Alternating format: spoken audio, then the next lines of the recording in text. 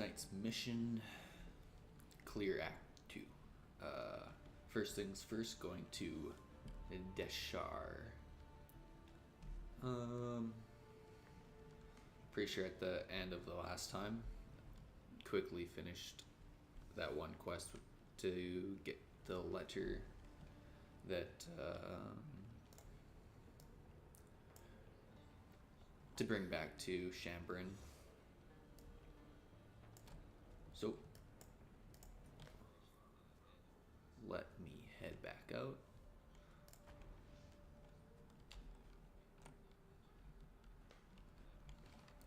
I actually wanted to sell things. Whoops.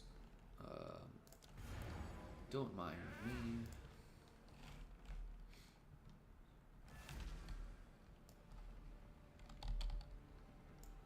I hear you. Good. Browse as long as you like.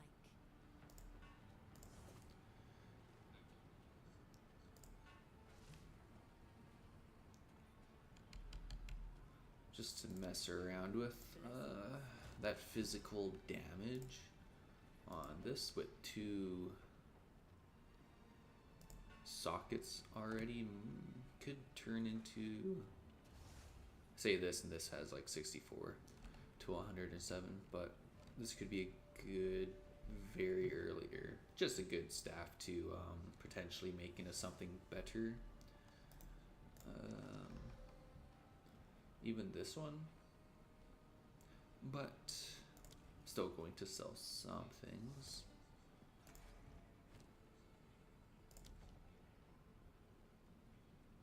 Reforging bench. Who goes there? Take your time, as you wish. 10 and nah, wait.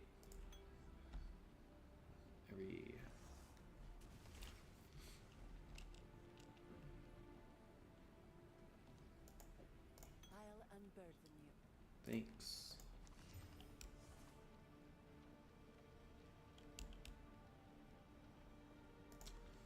I'll save this for a big boy class. Could be okay. And then for Thor's hammer, I am going to destroy it. Sounds good.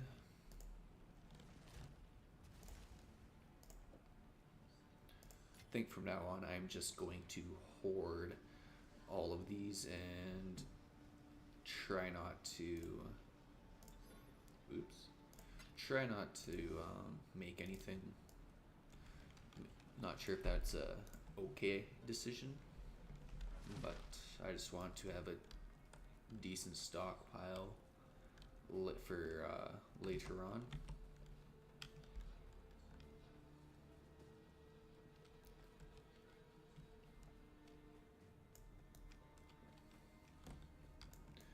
Don't want to ask for just handouts for, oh, forgot that was that.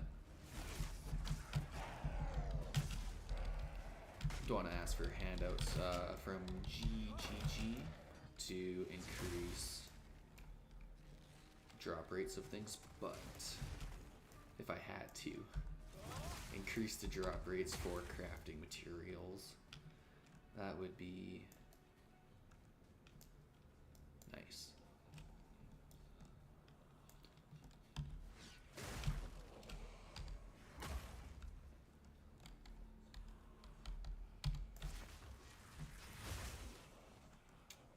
Oops.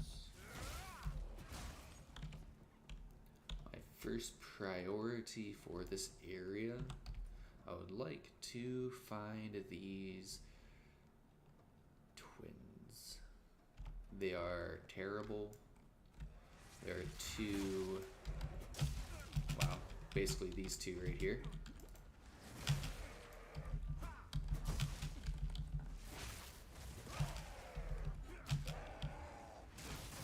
Okay, that's not nice. And I missed because I decided to let him live.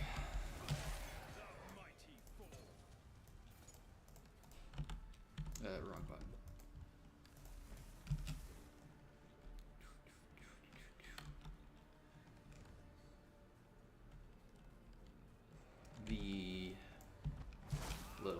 topic, but oops, didn't hit the F. A little off topic, but the Superman trailer came out today. All in all,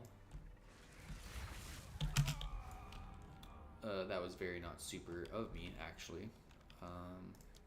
All in all, though, I thought it looked alright. I am hopeful.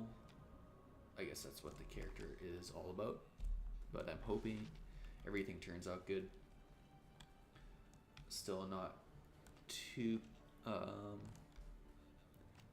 hyped or ecstatic for the suit. The colors and everything I think look good. It's just the little baggy aspect of it. But it's the first suit, and I would assume, just like every other superhero, it only will improve, more iterations, and if anything, he could even get a new suit in the same movie at the end. Oops. Especially seeing how the trailer and the suit everyone has seen is different than the suit on the poster. If you look at the S, the outline, I believe, is red, but the one that we've seen in action so far, the S, the emblem, it's the border of it is yellow.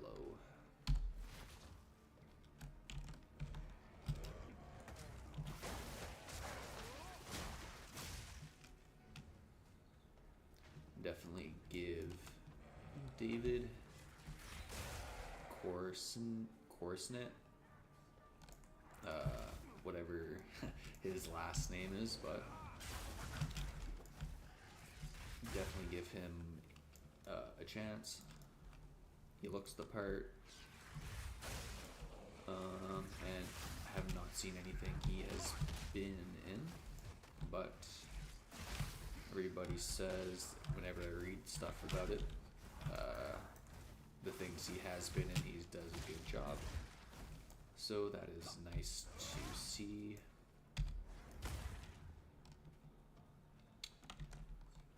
Apparently he is charismatic, so he's got the riz.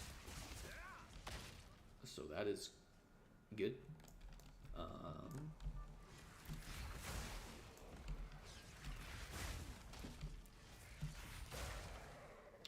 And unfortunately, I forget the actress who is playing Lois, but again, she looks like Lois. And people have also said she is pretty good for her roles that she's in. Apparently she's in House of Cards, and yeah.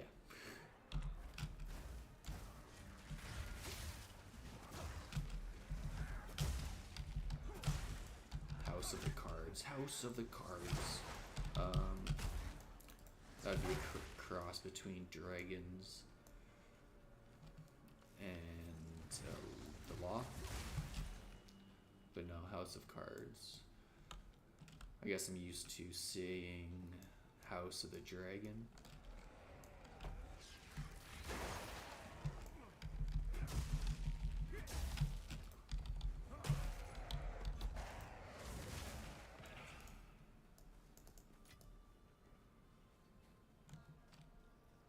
I think people need to stop taking pretty poor stills and frames that just make David look off, and just keep saying, ooh, Superman from Wish. It's pretty annoying to see, but majority of the time that's just how it goes with any sort of casting for anyone new, especially for major characters.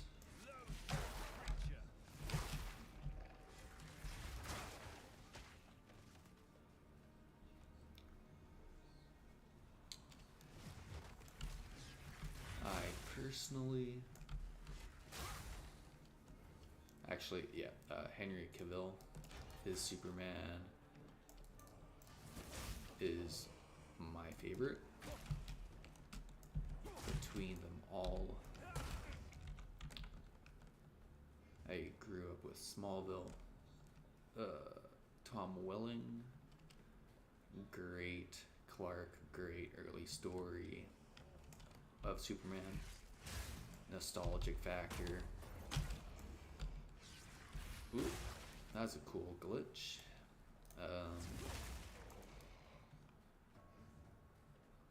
Michael Rosenbaum from Smallville. Ooh, the twins. Has always oh, maybe they're not the twins. Oh, they're the twins.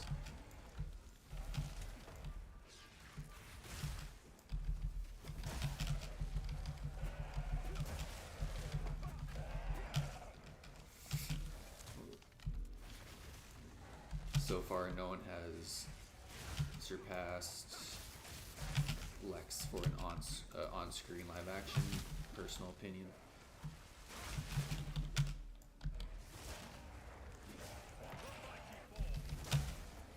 Wow.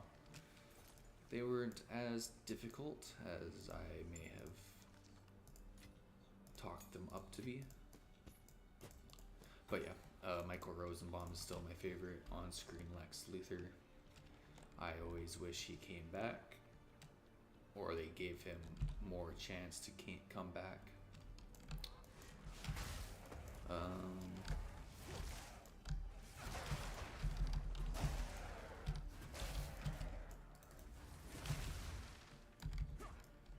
And actually, quite honestly, I think minus the costume, because I think Stephen Amell's Green Arrow costume is better than Justin Hartley's from Smallville. But I prefer, I believe, Justin Hartley over Stephen Amell.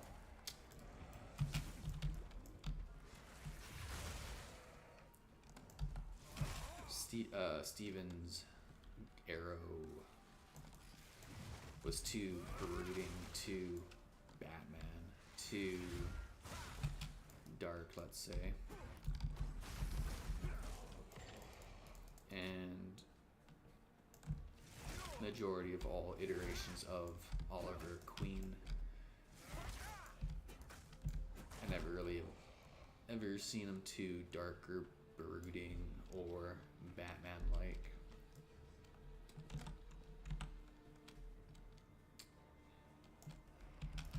And I think just in that aspect, even in costume,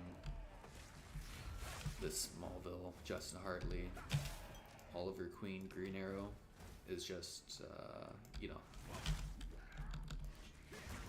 more that goofy. No, he's not even that goofy, but he's,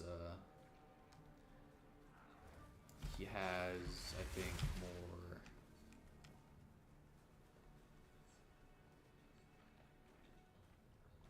even, I don't know if actually charisma is the right word, but he's just not so I'm Batman, but in a green hood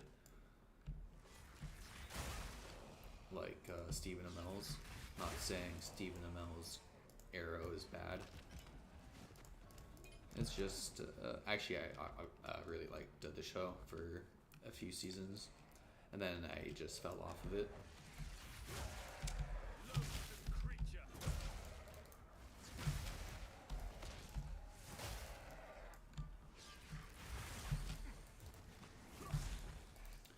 And then actually, if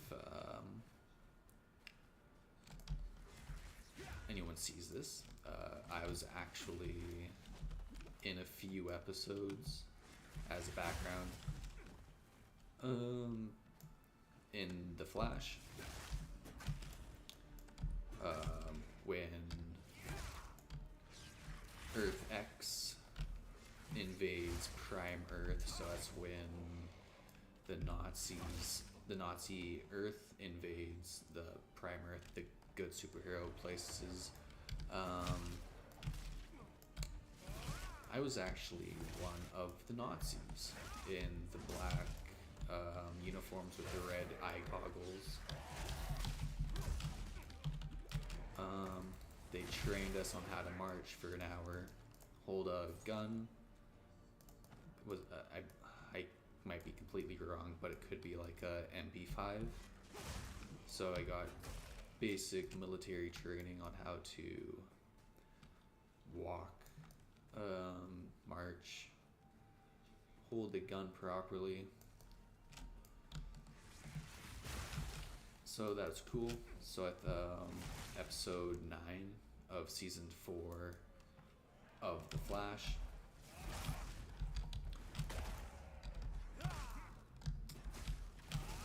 there's the scene when they are in the encampment, when they are trapped or in prison, something like that.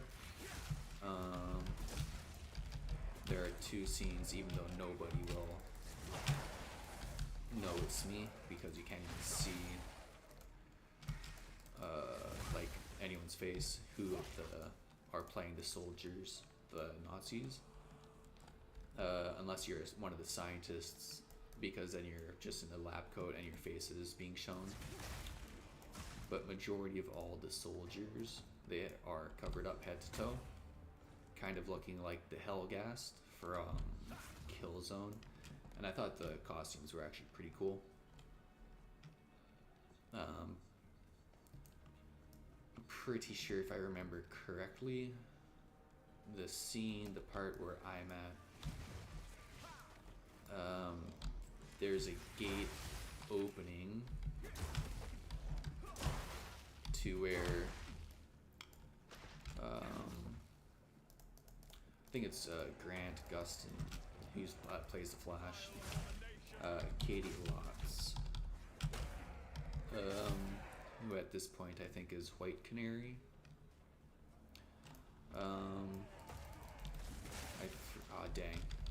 Victor I think it's Victor, what is it? I forget his last name, but the one half, the doctor half of Firestorm. And then, I'm not sure, I forget the other guy's name, but the other half of Firestorm, he might have also been there in that scene. But anyway, I believe, I forget the sequence, but I think I'm the person who, I'm the soldier that opens the gate, or I'm the soldier who's standing beside a gate that gets opened when, I believe, Paul Blackthorne?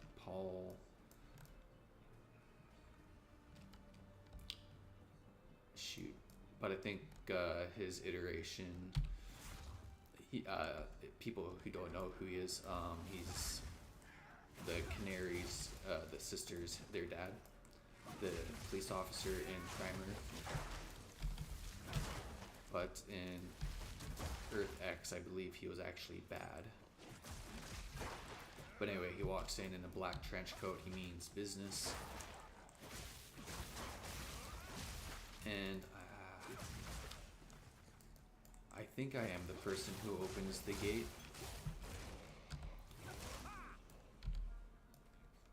And then there's another scene before that was filmed before he enters. There's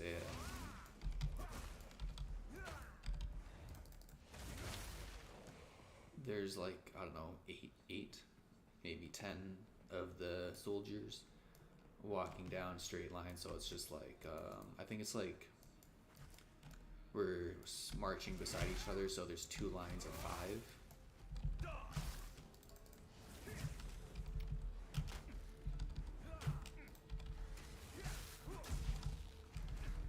Hey, I'm hitting the wrong buttons. Excellent. Let's see. Actually, no. So it's basically like 1, 2, 3, 4, 5, 6, 7, 8, 9, 10, something like that, and we're walking just straight down towards the gate entrance along the fence.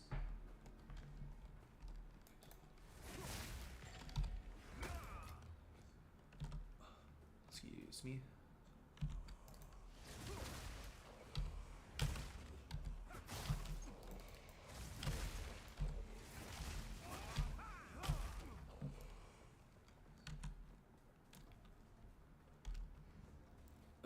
And yeah, for that episode 9 of season 4, yeah, those were the only parts that I was in, let's say. So it was a fun time. And then for another, then I was also part of the episode, I forget what season it was, maybe season 2, if that sounds correct, I'm not sure, but DC's Legends of Tomorrow, basically the same thing. It was still during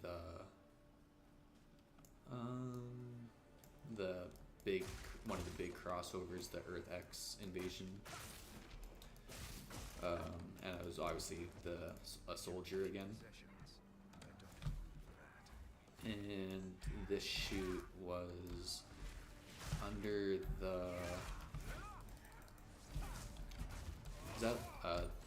craft services. It was actually pretty cool. One of the nicer areas we, let's say, hung out in on a set.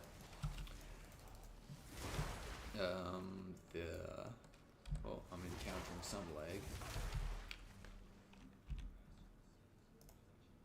No drop frames, no nothing. Alright, must have just been the game.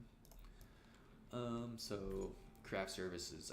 So in holding, we were chilling when we weren't on set, not filming. Places where we just hung out when they didn't need us. It was like a yacht club, a yacht boat club. I forget what it's called, but Vancouver. It's under I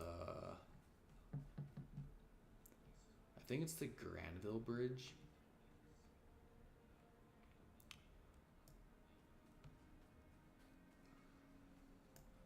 Or is it the... Shoot, maybe... damn. I have to, I forget my bridges, but...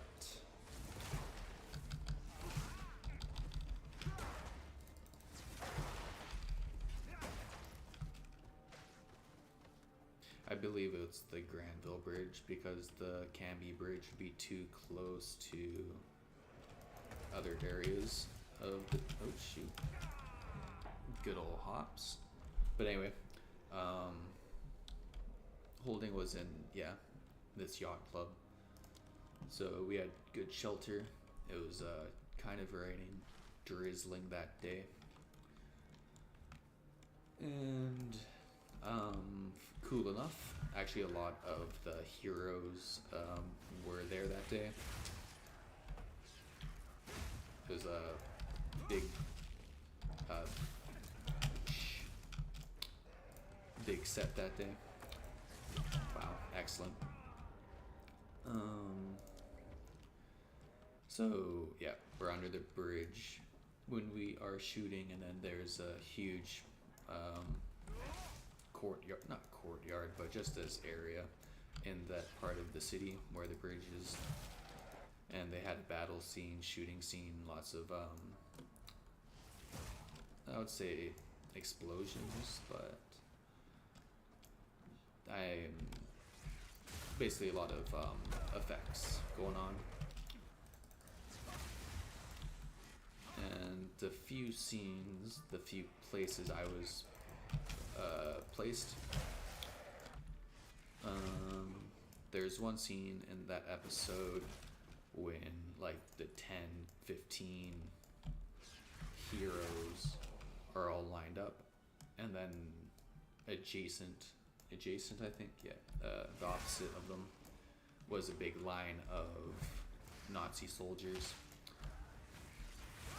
and in that line in the middle, I was practically the center, the middle soldier. Oh. I was the middle soldier in that line, or practically the middle one. And then once the lineup of heroes and the soldiers, the enemies, all ran to each other, it was like two big, like, and then basically in the center of the superheroes was the Flash, Grant Gustin, in costume. Obviously everyone's in costume, and it's basically like he's right here running, so basically in the center, and then I'm right here just running, which is pretty cool. And then the scene ends, or that little scene ends before the big clash. All the soldiers aim their rifles, their MP5s at obviously the superheroes, and seeing as how I was pretty much dead center, I was on the opposite side facing Grant, which I thought was pretty cool. So I was the soldier who was actually pointing their gun at the Flash in that scene.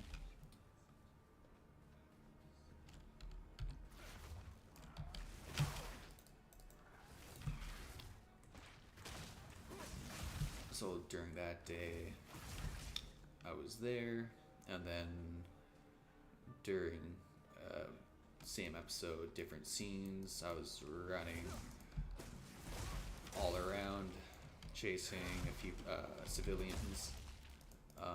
There was another part.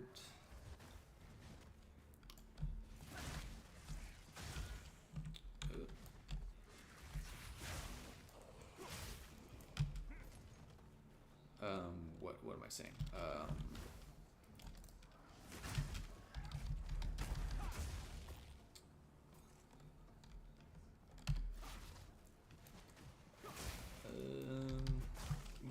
During that episode, there's another part where I believe it would probably be right after the battle or something, because it's just Melissa Benoit. I think that's how you say her last name. The woman who plays Supergirl. She and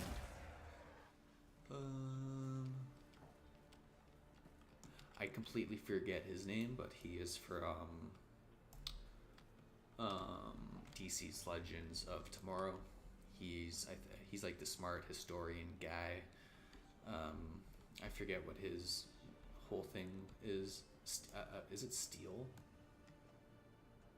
Nah, I forget. It's been quite a while. Anyway, it's just him and her talking before they were like on like the camera was rolling. They're just chilling, and just being near, just listening to them talk, because like I was like all ready to go, and I'm laying in the dirt because I'm basically all the soldiers are dead. So this is what makes me believe their scene, what they were going to film, was after the battle we just had, because it was a handful of dead bodies, i.e. Background just laying in the dirt in costume, which is just funny. And it was somewhat drizzling, light rain, so it was kind of muddy, dirty, and we're just laying there face down in the dirt, just hanging out in our costumes, just getting dirty. And before the camera was rolling or anything, they're just chilling, and just they seem pretty cool. She seemed pretty bubbly, and the guy seemed cool. They seemed alright. But so there's that scene when they are filming. Practically one of the dead Nazis just in the mud. Another scene before the battle is over. I guess one of the stunt people didn't show up, or they just were under. They just were under staff, maybe. Not enough stunt people. But nonetheless, there's a truck with like a turret, machine gun. If anyone has ever seen any sort of war movie or TV show, or just anything to do with any sort of potential violence, like, I'm assuming you would know what a turret machine gun would look like on the back of a truck. So it's like a truck, and then in the box, the flat deck of the truck, there's the turret. It's like truck, flat bed, turret facing this way, and then anyway, the stunt coordinator, one of the guys in charge, they came over to a bunch of us soldiers, and they're like, yo, we don't have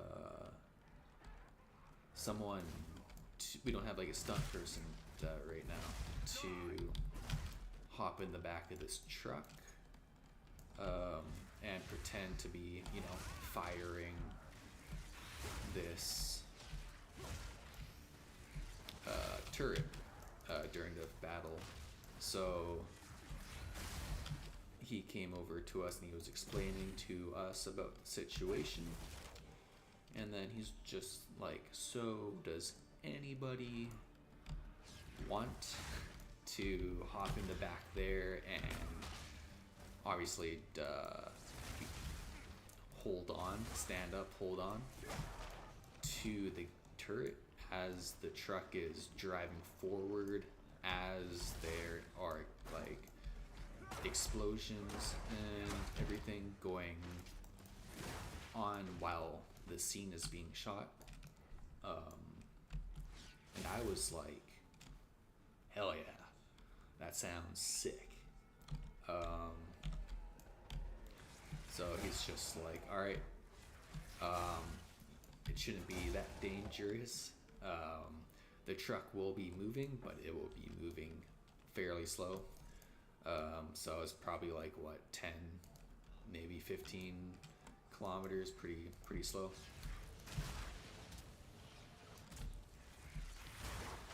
And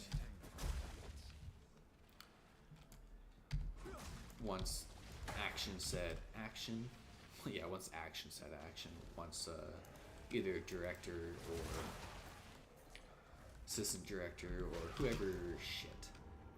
whoever yells action, once that camera started rolling, truck takes off, I'm standing there.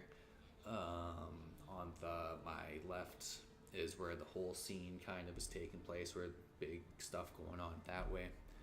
And then we're on this road, kind of roadside road, and to the left there's all these like fireworks or SFX, special effects,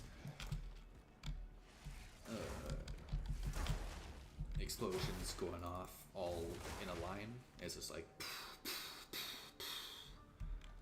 so that's pretty nice, pretty nifty. It was a good day.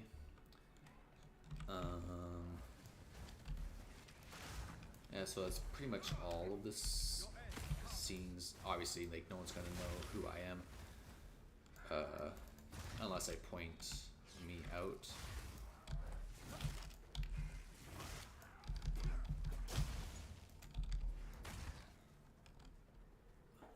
What else? So, yeah. So back of the truck on the turret, laying in the mud, pointing the gun at the Flash, and chasing a few civilians down the street during the fight. And there might be another area where I'm just chilling in the background somewhere.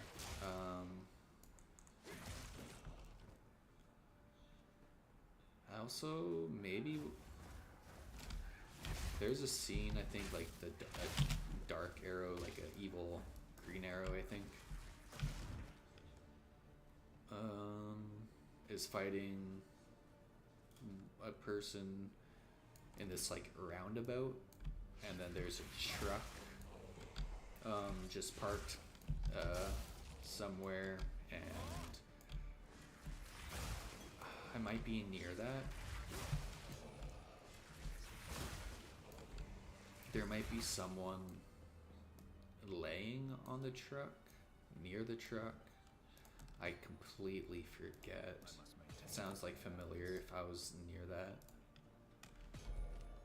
Wow, completely full.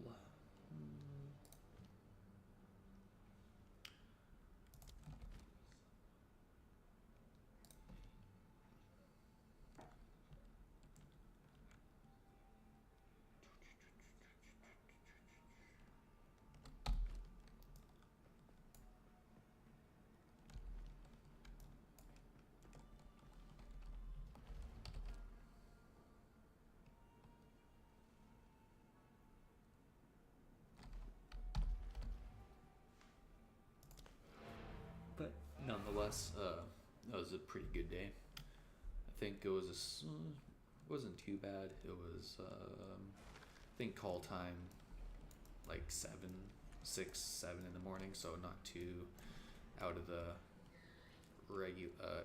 Wasn't irregular. It's pretty normal, I think, for like obviously a TV set, movie set. My wares are renowned. And then basically got off. So I was like, what, 6, 7 in the morning. Then got off. I don't know, like 6, 7, 8. Yeah, around there, like 7-ish, 8-ish maybe. So 6 a.m. to 8 p.m., 7, 8 p.m., somewhere in between there. It's really not that bad. Some days doing extra work might actually be doing a handful of things, walking around basically for the whole day, back and forth, back and forth. Sometimes you don't really do anything, but you are there just having a good time. As you wish. All in all, though, atmosphere is always good. Pretty uppity up. Every encounter I had with everyone seems like they actually want to be there, so that's actually a nice environment to work in. Blessings.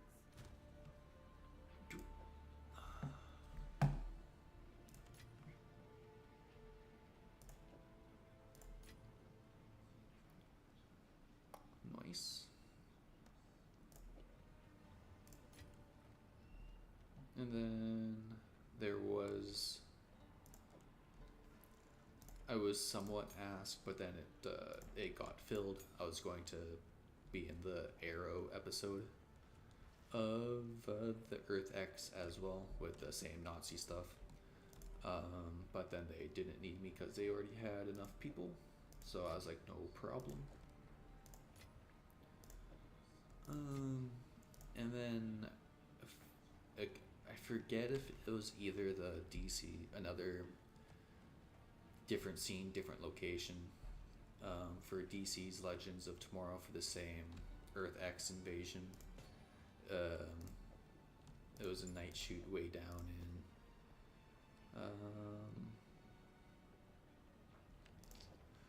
down in Surrey.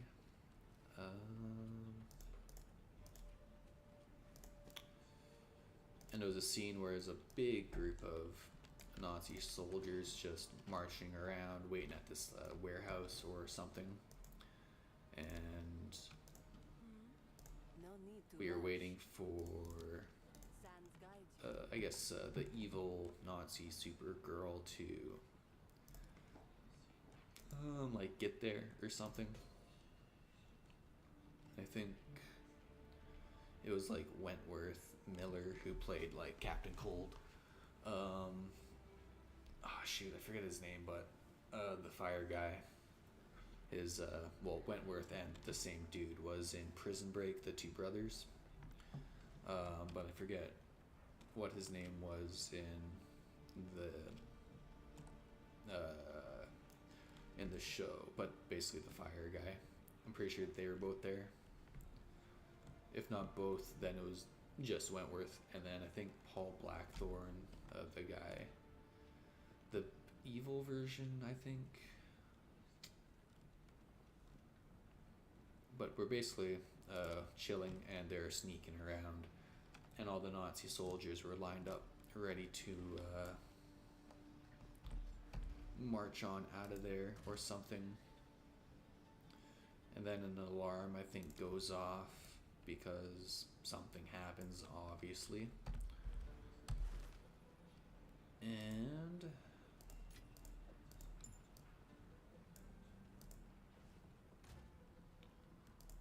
then once that happens, I remember a truck taking off.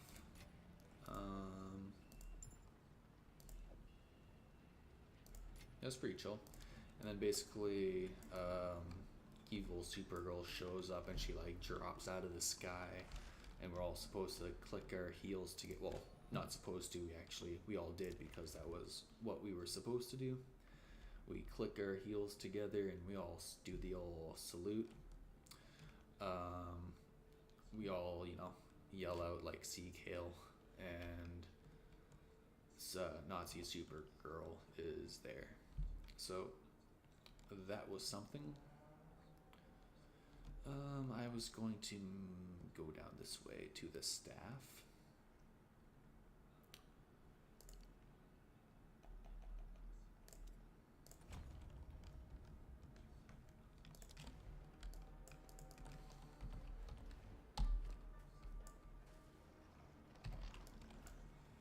What else?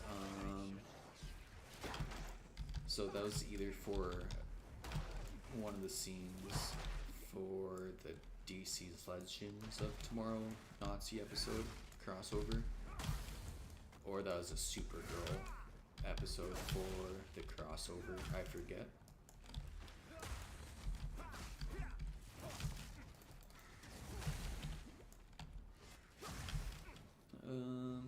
And then I was also, and then I'm pretty sure this was another scene for the episode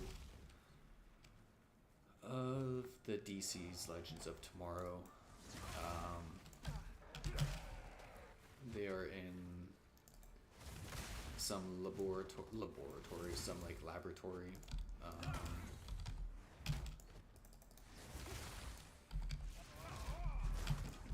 And it was dark, and I don't know, they're breaking in. The heroes are breaking in. They're breaking out. I forget what was going on. But that was actually quite a long day. I think it was like roughly 16 to 18 hours a day for that one, which is, I found to be regular.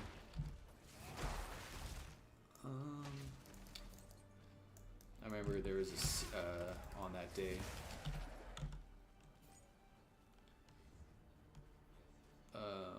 they had all the a handful, like, I don't know, let's say like 10 to 15 background for the soldiers. They asked us to, they needed like that many, so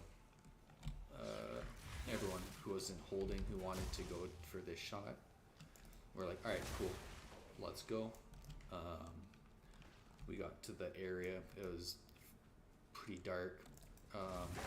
Flashing lights, alarm was going off. And then it was actually pretty funny because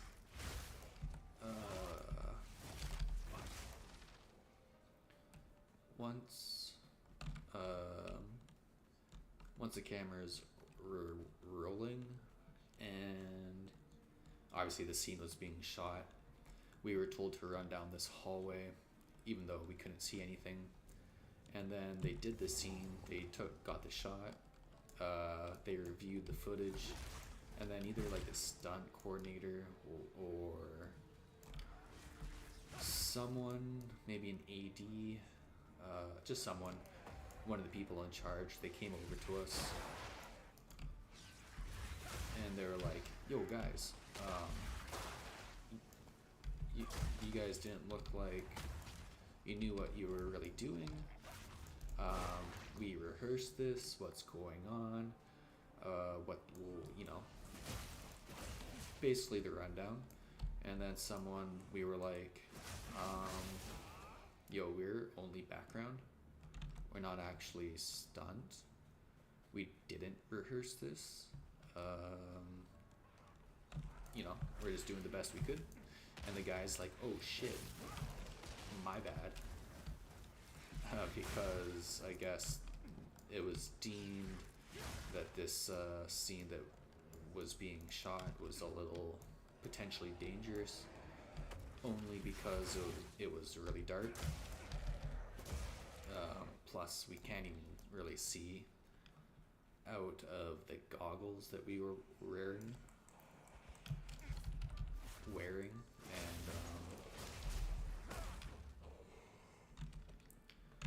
so once we told him that we weren't we weren't stunt, we weren't part of the stunt team, and we didn't rehearse any of this.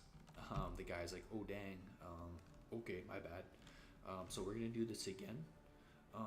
Just be safe. We just want you to run down this way, and you know, just do your best, and be safe about it. So that's pretty funny. Mankind always aspires to reach the skies. So there's that scene, and then during the same episode, Katie Lotz, who's, I think it was Katie Lotz, I don't think it was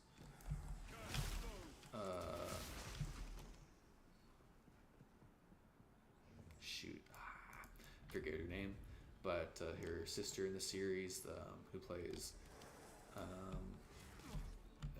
is it Dina? Diana? No. Laurel, who's Black Canary. I don't think it was her. Yeah, I think it was Katie who was there.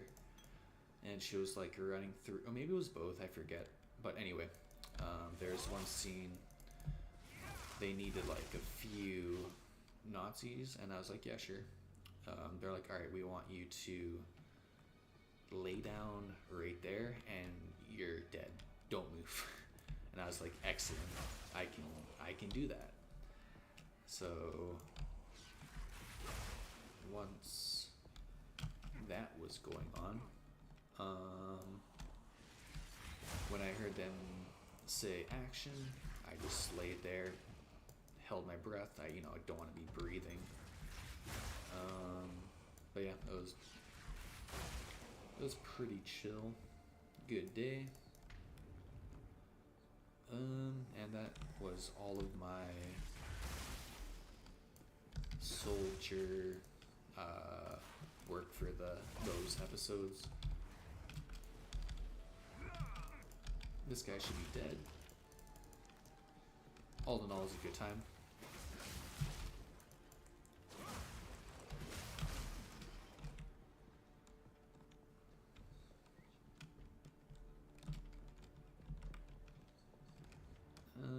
There was another, actually, so the Flash episode, which was season 4, episode 9, was the crossover episode.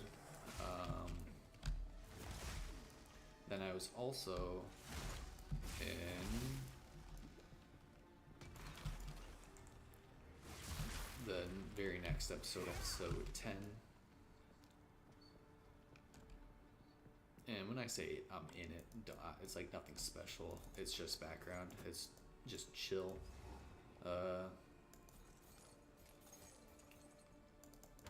Okay.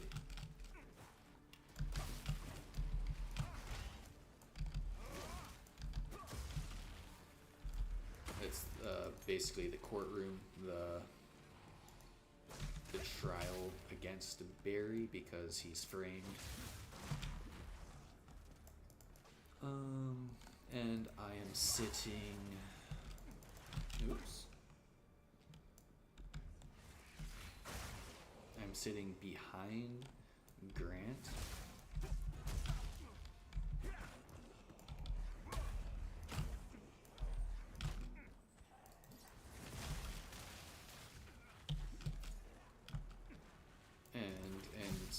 Some of the scenes basically in the same chair, but in the episode I think it's a different day of the trial, but we're shooting that the same day, I believe.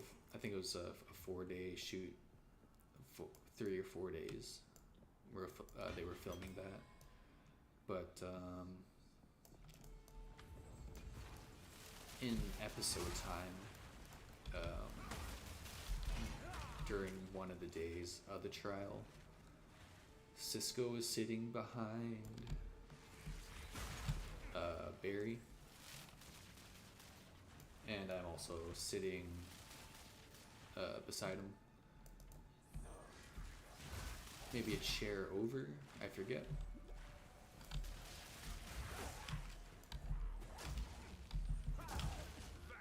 But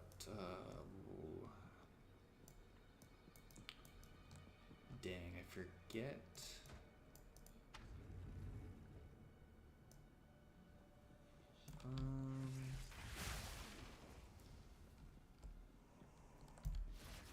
It's like, I forget his name, but he's really nice.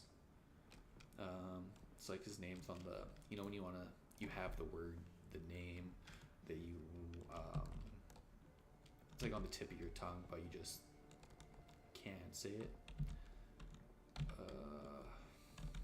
Anyway, the guy who plays Cisco in The Flash,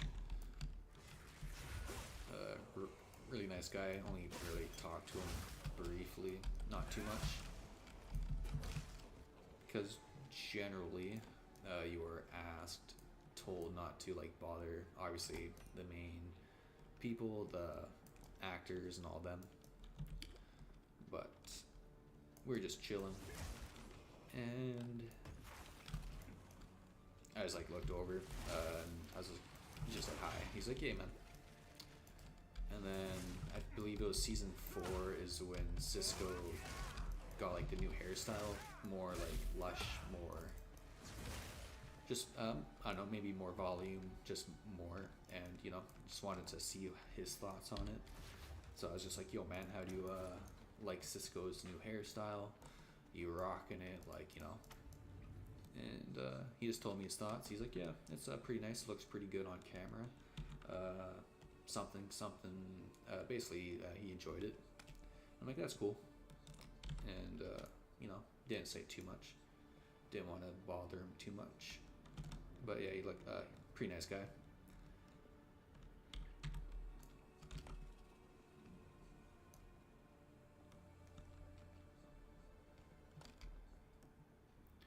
Then funny enough, during that episode there is a toy Flash, like little toy figure of the Flash, and it's actually, I totally assume you won't see it, but it's hidden, you know, in a law firm, a courtroom. You got you got the desk where the defendant and lawyer are sitting, the accused, and yeah, whatever. That desk, and then behind them, it's like they sit here, and then there's like a fence or a gate, and then behind here is where the, you know, the public can come sit. And in this gate, in this fence area, there's like a toy figure of the Flash. So it's pretty amusing.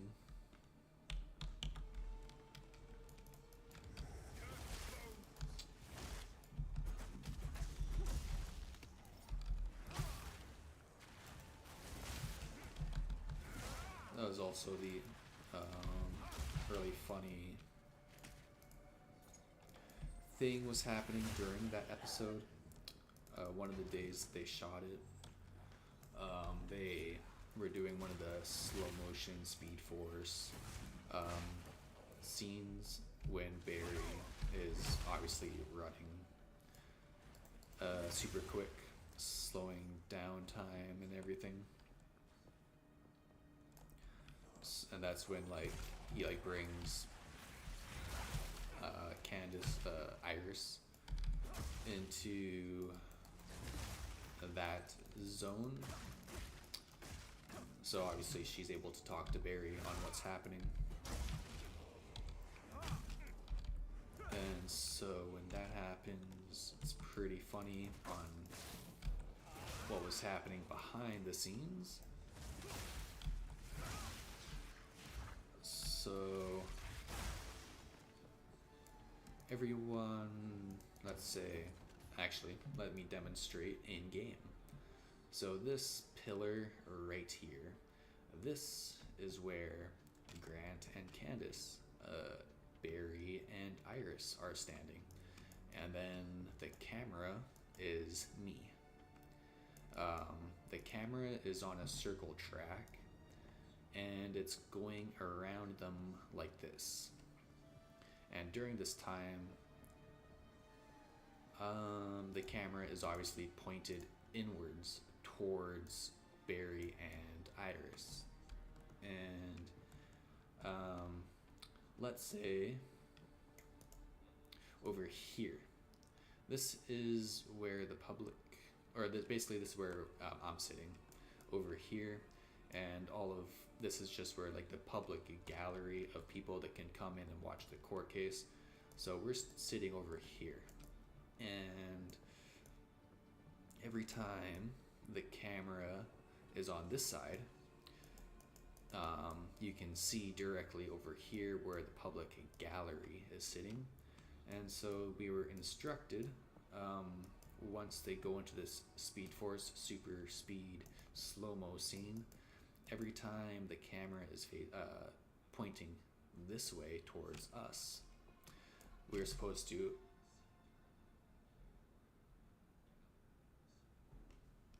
stay still, because we can't move, because that will ruin the slow-mo, the Speed Force scene.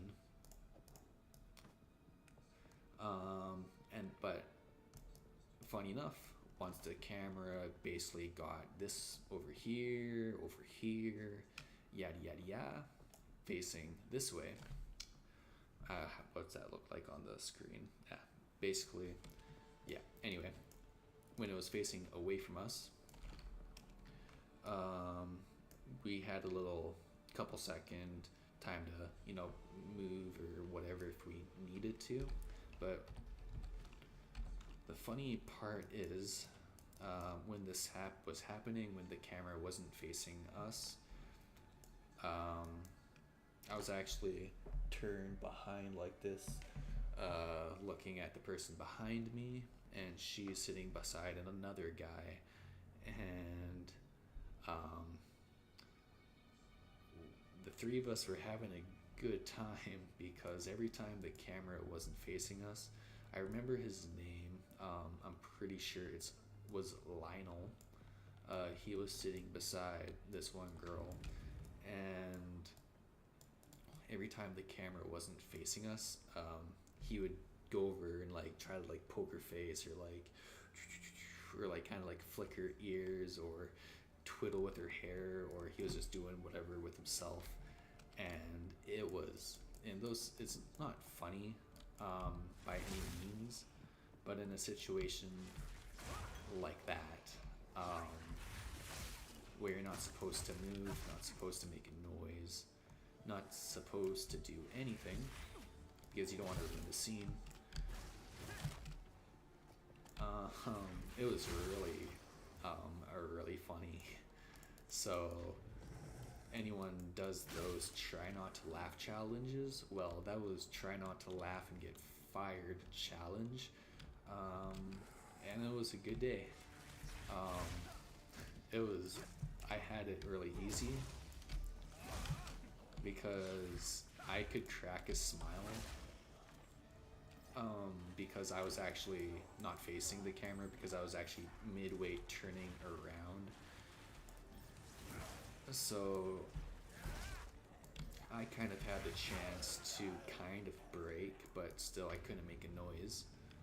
But when I break or cracked a smile in that situation, and just like in general, smiling and laughing, it's kind of contagious. So if I broke, it would make it more difficult for the girl to keep her composure, and it was actually like pretty funny. So even though I try my best not to break and like crack a smile in the times where Lionel was like messing around trying to make us laugh,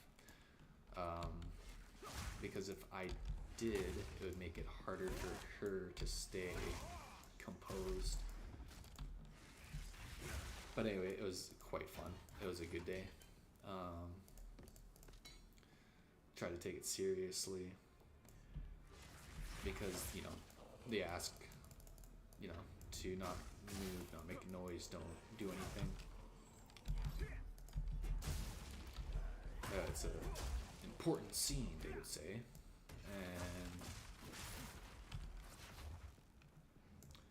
And yeah, it was actually quite amusing. And then when when that whole episode like came out and everything, I went back, either watched the trailer or just watched that scene just to see how it looked. And when it did do that slow motion scene, that Speed Force scene, they blurred it out so much that it really didn't matter if people moved or did anything really, because outside of the Speed Force, let's say, like, again, using this as an example, if they're standing here and this is outside of the Speed Force, this entire area is like really blurred out, and the only focus point is inside. So it was completely fine outside of the Speed Force when we're shooting it. If someone did move, it's like no one's ever going to notice, because one, the camera was moving quite a bit. Like it was pretty steady pace, so I was moving around them fairly quick, and everything outside of it was blurry. But yeah, that scene was probably the funniest, best timed of that shoot. Oh, damn. Meant to go hit one, and I died.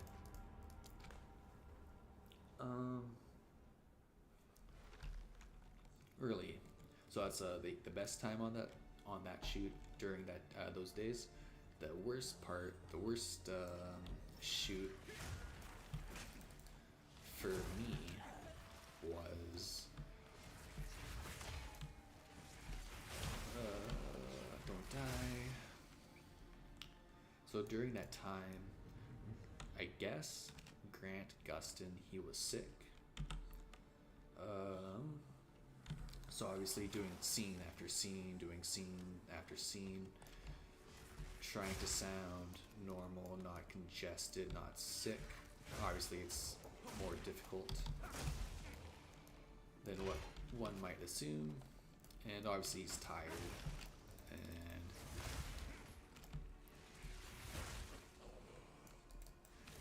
seeing how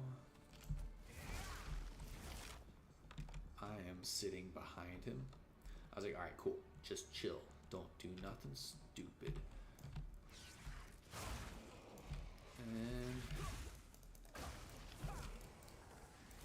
there's 3. I think there's like 3 cameras.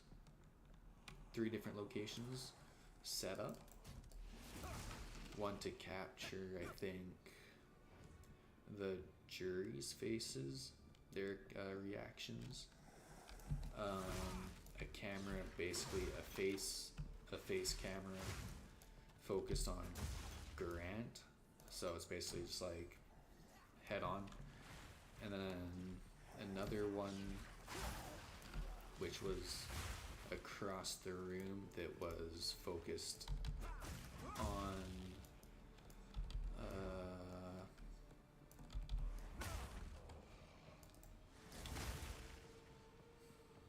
the prosecutor, who I think a really good actor.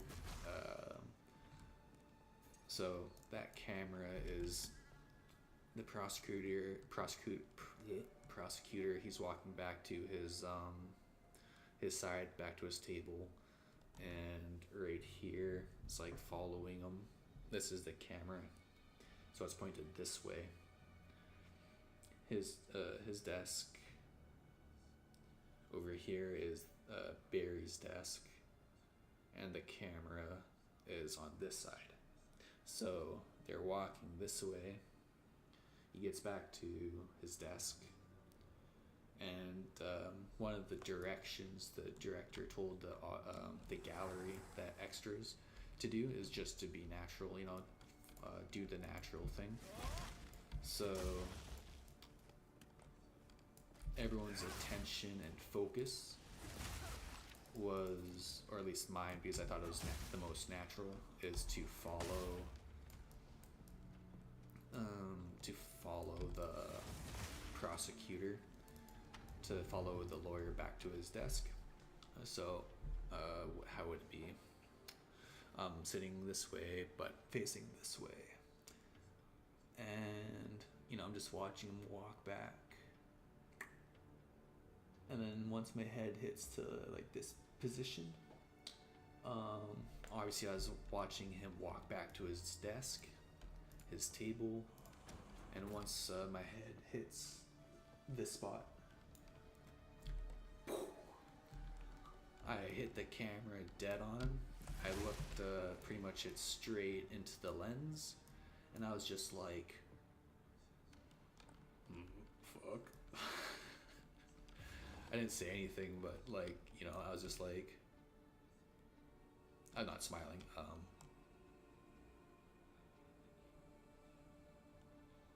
Shit. Like, as soon as I saw it, I'm just like, shit. Ruined that one, I bet. My bad. And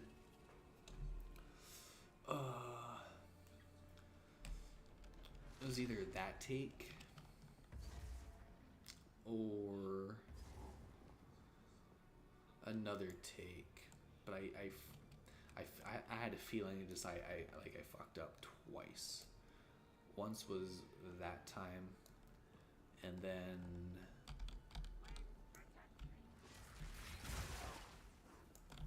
quite potentially another take, and it was when the camera was basically, I don't know how far, let's just say 10, 20 feet in front of Grant, and I might have looked up, and I just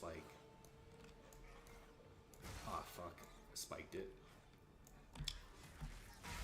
Looked the camera right dead down the center. And oh boy. So it's either, I forget the sequence, so it's either that time that I did it, or when my head was looking this way at the camera by the prosecutor. Either way, they're like, alright, cut, let's take it from the top, let's make it a bit tighter. And then I was just like, fuck, I can totally assume, make it tighter, take it from the top is because I potentially, like, obviously looked right into the camera. I felt pretty bad, but I was just sitting there like, oh shit. And, you know, oh well. Felt moderately bad, but you know, it's just part of the day.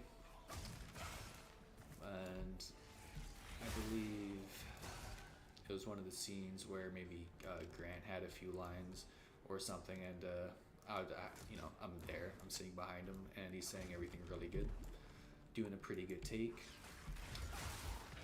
And then as soon as the director is like, all right, take it from the top, let's do another one, Grant's like, oh really? Like, I thought I was, I just felt bad.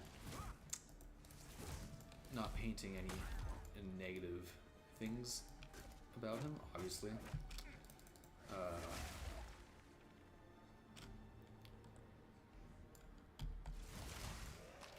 I just wanted to like say something like, oh man, I'm sorry about that. I'm pretty sure that was because of me.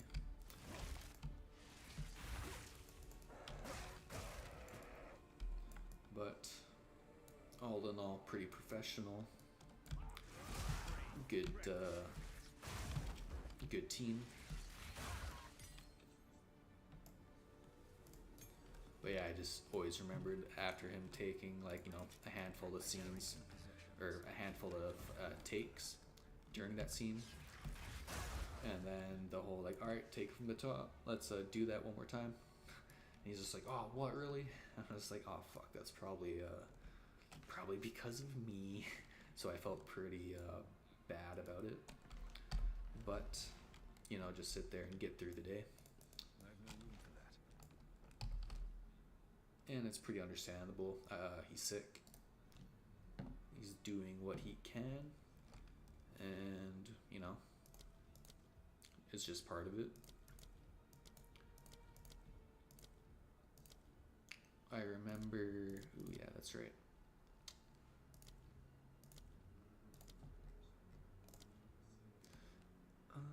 So we're gonna, yeah.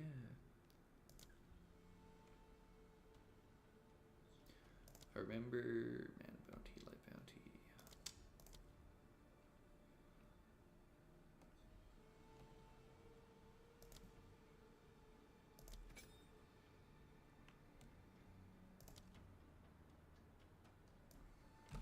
Yeah, I remember after doing this thing a bunch of times, and then after that scene, we broke for lunch, and then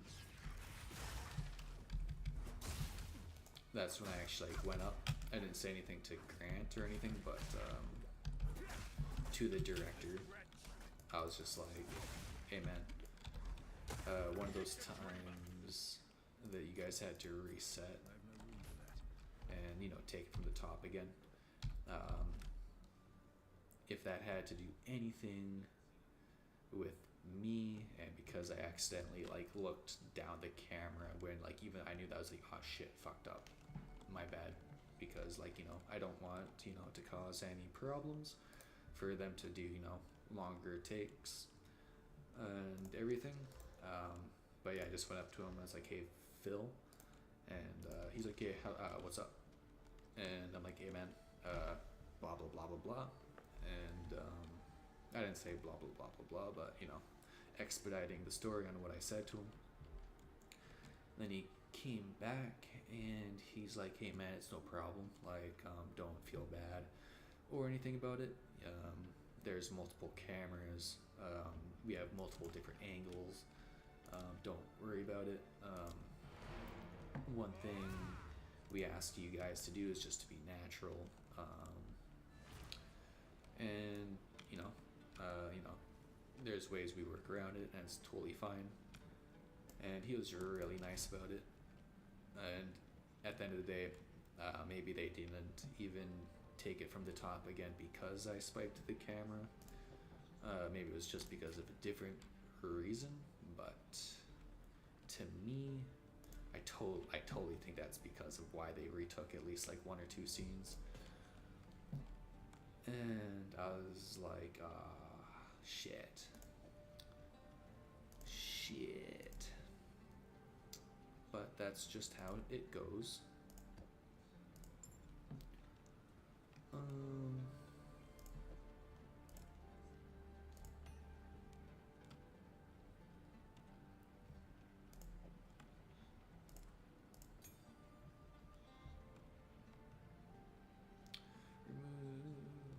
reduce charge. Hey man. But yeah, all in all, the director, real nice guy. Phil. That's all I can remember him. Is his name.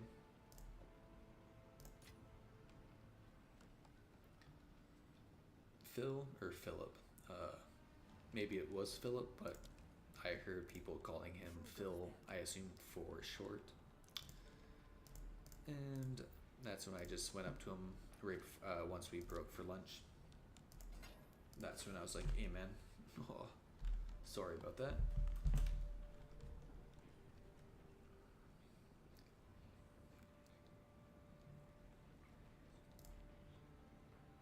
But yeah, Need something. 99% of all of my encounters in the film industry, everyone's pretty nice. All right.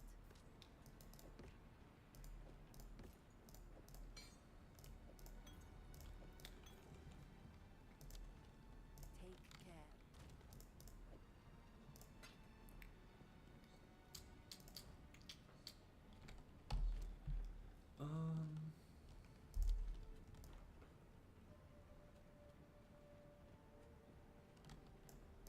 I think, wow, this part's probably actually going by a lot slower.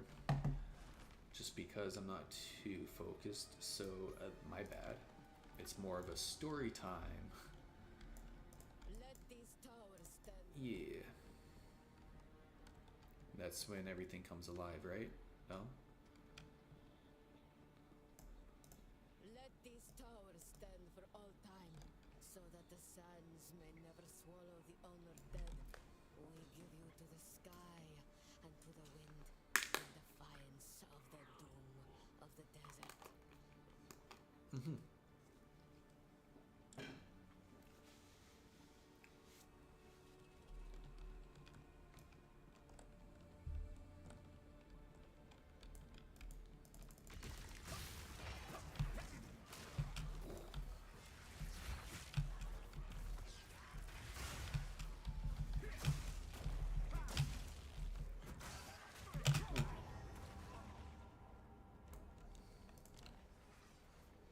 Well, I wasn't quick enough.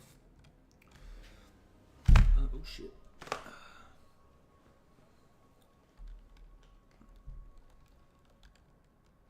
There was one point during that the courtroom episode 10. I remember, so we weren't nothing was being shot or anything. We're just walking to where we needed to go. And I remember walking down. Oh no way! Is this where the essence thing should have been? Oh damn! So I died and it's not there. Oh dude, I failed.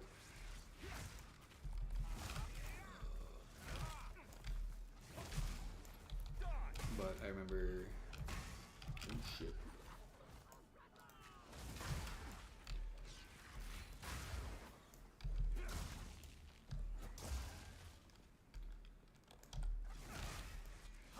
Candace, she was walking, and I was walking that way. She was going this way, and she was looking on her phone.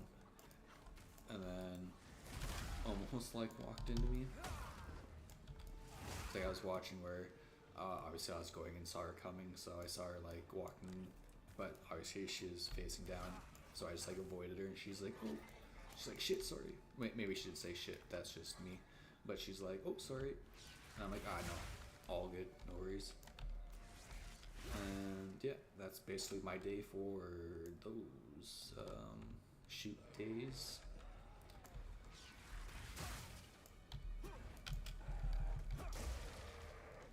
Yeah, for those episodes. I guess maybe the thing was over here, right? The trial.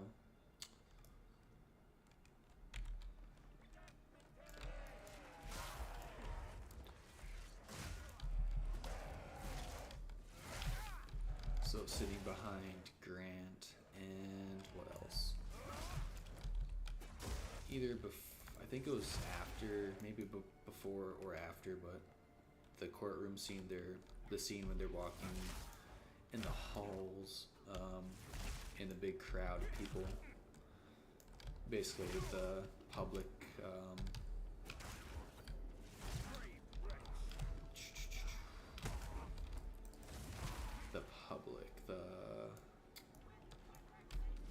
not the jury, the public gallery.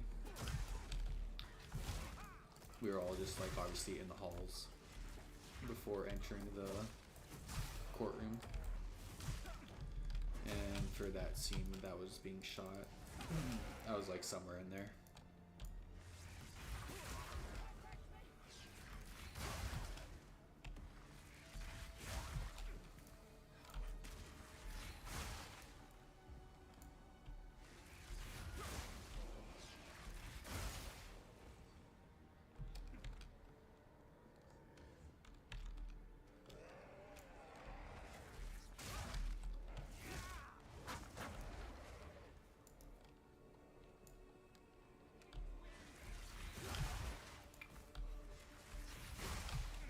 Also, out of all the TV shows, which, you know, just a handful, and two,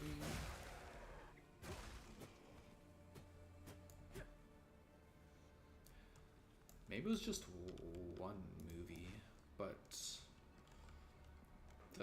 overall, the best craft services were probably on the set of The Flash. Craft services, by example, like the food that we ate during break, and just any time that they didn't need us, you could walk over to craft service and grab something.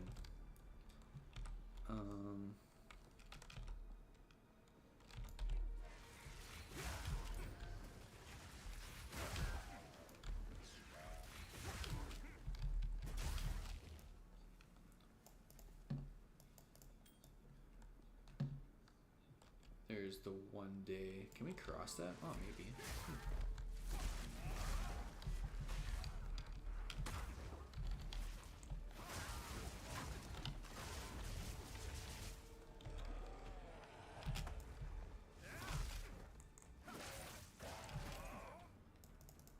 Yeah, it's like the one day on craft services on the Flash.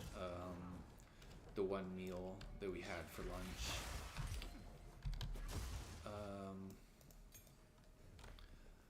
I think there's like two options. You could either pick one or the other.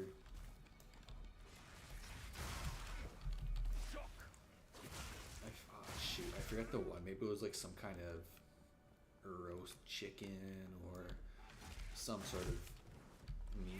But the other one that I chose was, it had like a slow roast, some kind of slow roast, and oh boy, that was very nice. It was like some slow roast beef, and I think it was like potatoes or something. But that was a good lunch.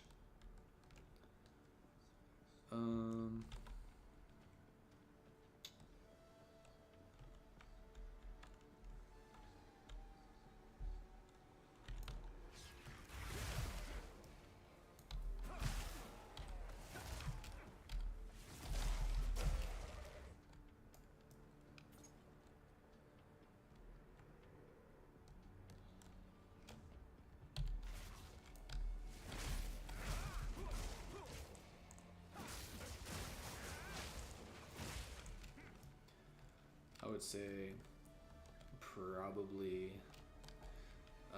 the worst experience, and by worst it was still just, maybe that sounds like terrible, but for some it was pretty terrible. For me it was just really monotonous and tiring. It was hello, Abathur.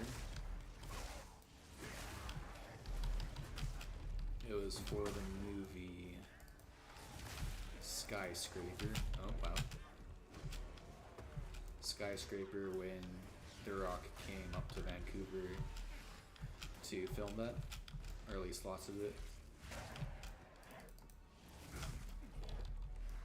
And yeah, the few years ago when that was going on, that set, that shoot, that was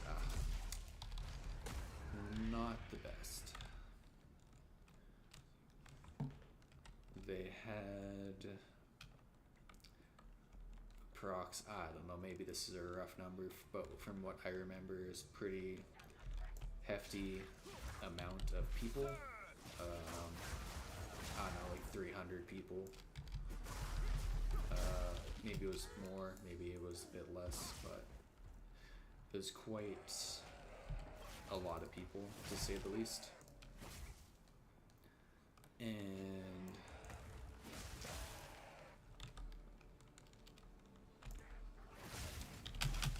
okay, I had a call time be there at, it was either 2:30 or 3:30 p.m. And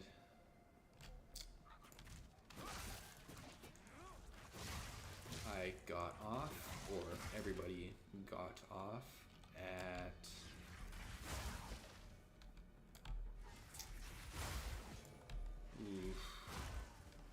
maybe like 6 a.m.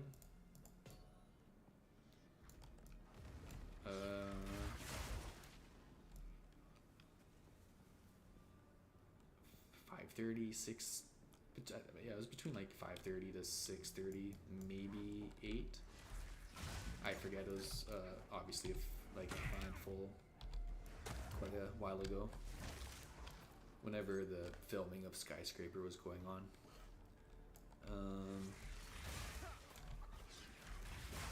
But yeah, it's practically, let's just say, an 18 to 19 something, pretty long day. I remember them saying, so obviously I got there at, I'm pretty sure it was at 3:30. I was there a little bit before because, you know, show up early, be respectful, get fitted for whatever outfit, some suit they gave me.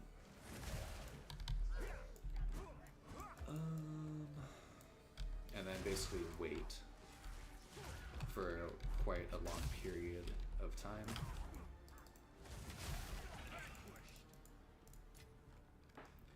And pretty sure they wanted it so at least it was kind of dark-ish out. And then once it got too late, they couldn't actually film because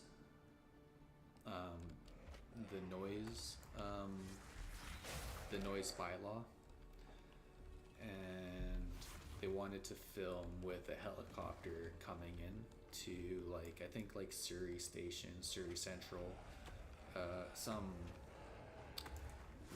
maybe it was somewhere Surrey-ish, and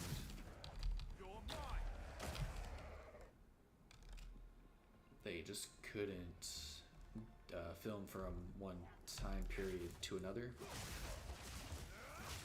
or at least that scene with the helicopter. So basically we had to wait the entire night for them to be able to film this scene, and that was kind of annoying.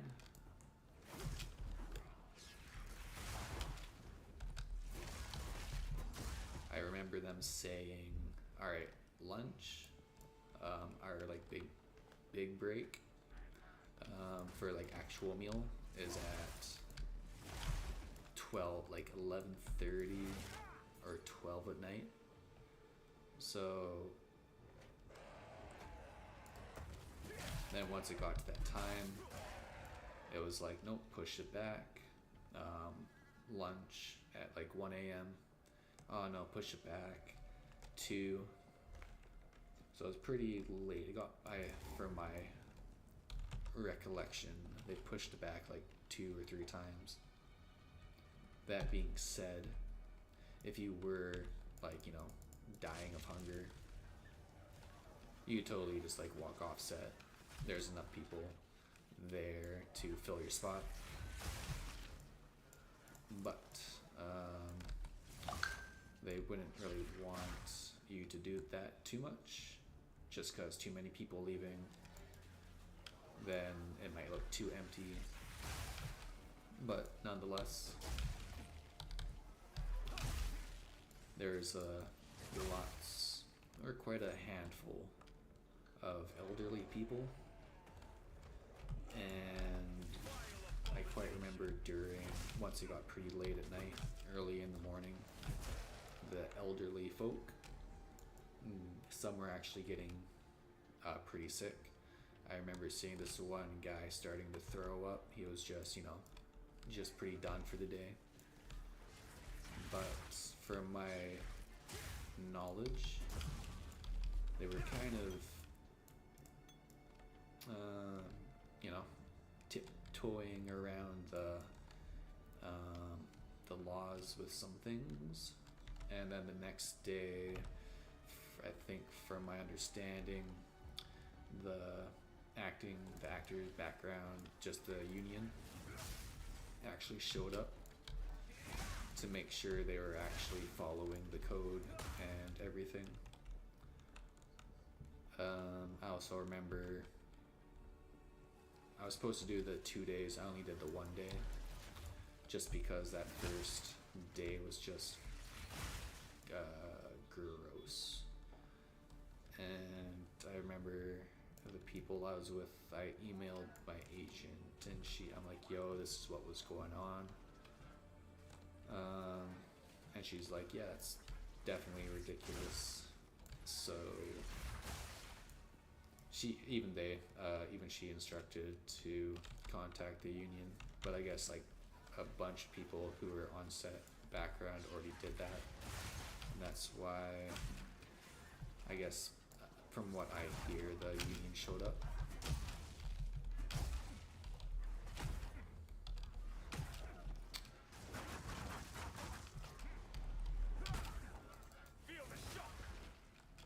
That being said, maybe I'm completely wrong, and the people that told me that weren't true, weren't being truthful, but I'm pretty sure that's what happened.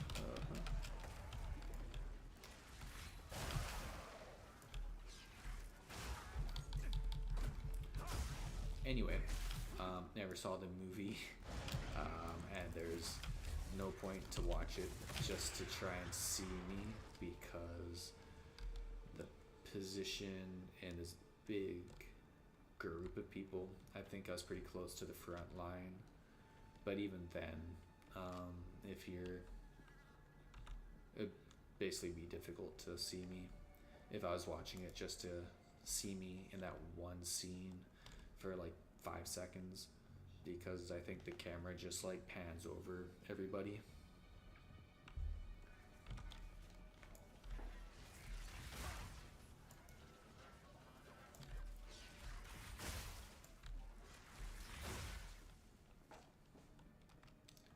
I got to say though, I think the closest I stood near Dwayne Johnson, The Rock, I think he was about like 20 to 30 feet away. And even at that distance, you can just look at him, and obviously if you've never seen him before in person, you only see him in movies, online, pictures, just anything, and you're like, oh, he's a big guy. Seeing him even from that distance, I'm like, shit, this guy's a big guy. So, I don't know, I thought that was cool. He had basically a full face of makeup because he's supposed to be jumping through and running through smoke and fire, and it was also pretty much a night scene. So, it was pretty funny.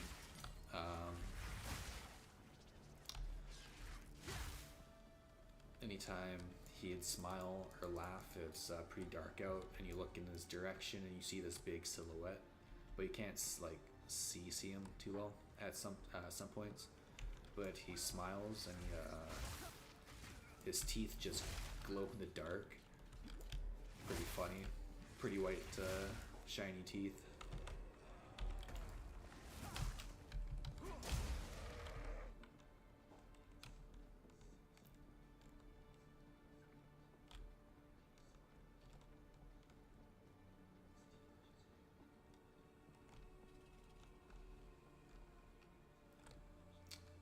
Alright, what am I doing here?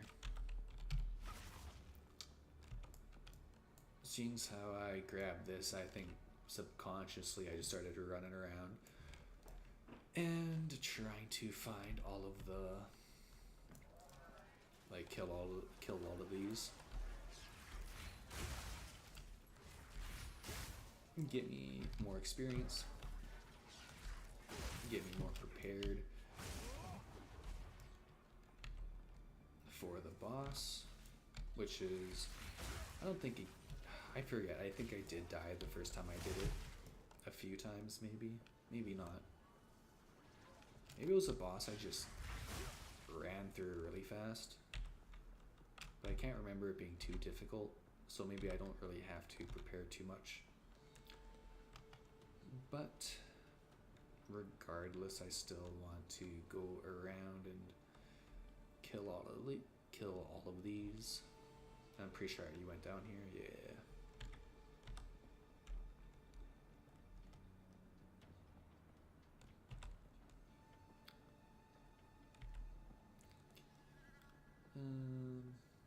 All right.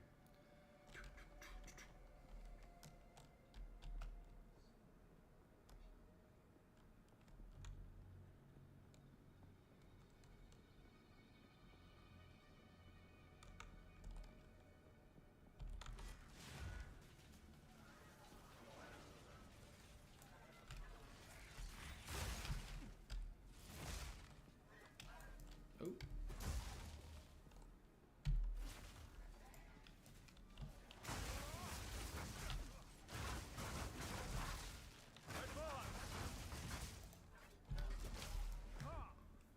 That'd be great if the calling strike, that support I put onto the whirlwind, would give me charges.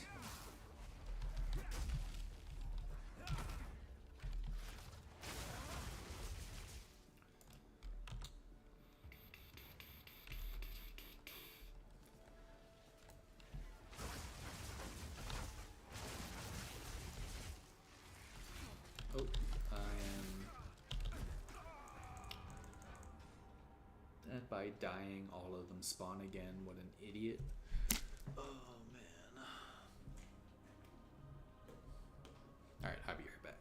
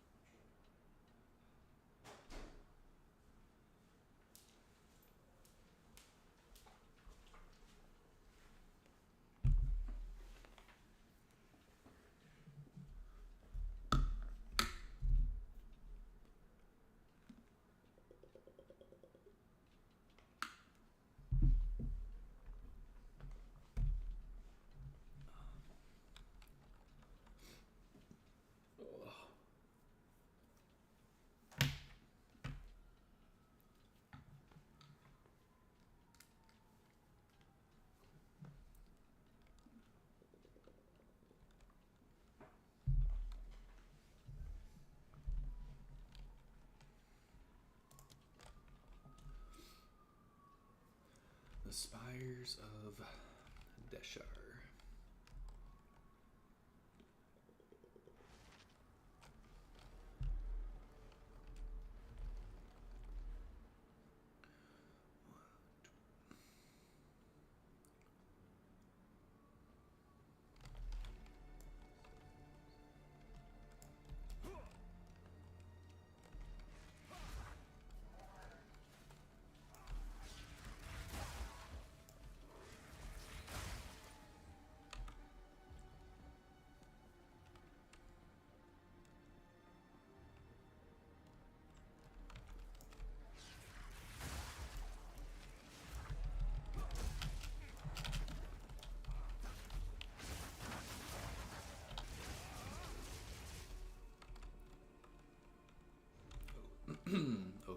try to run through all of these circles faster.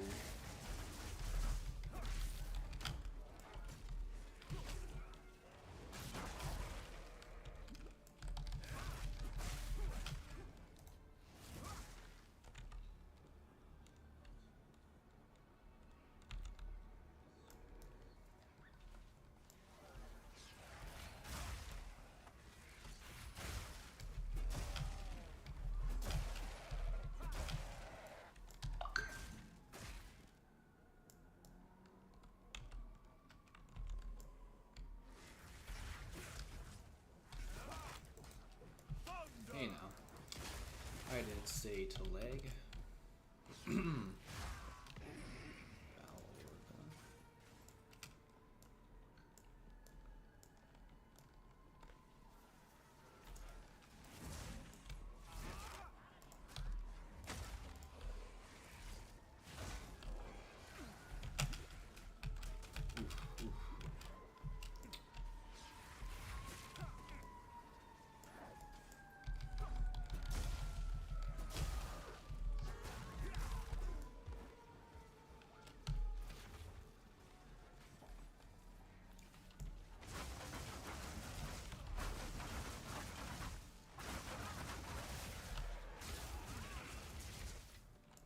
Did I not put the calling strike on there?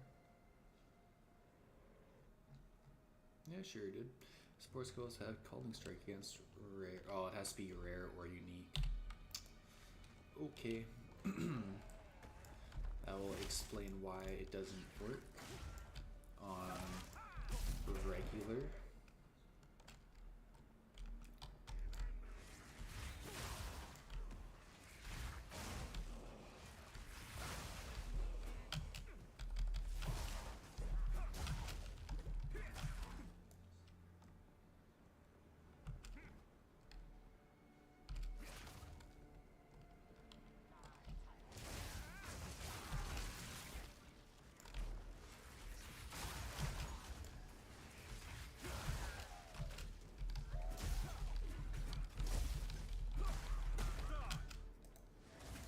Hey now.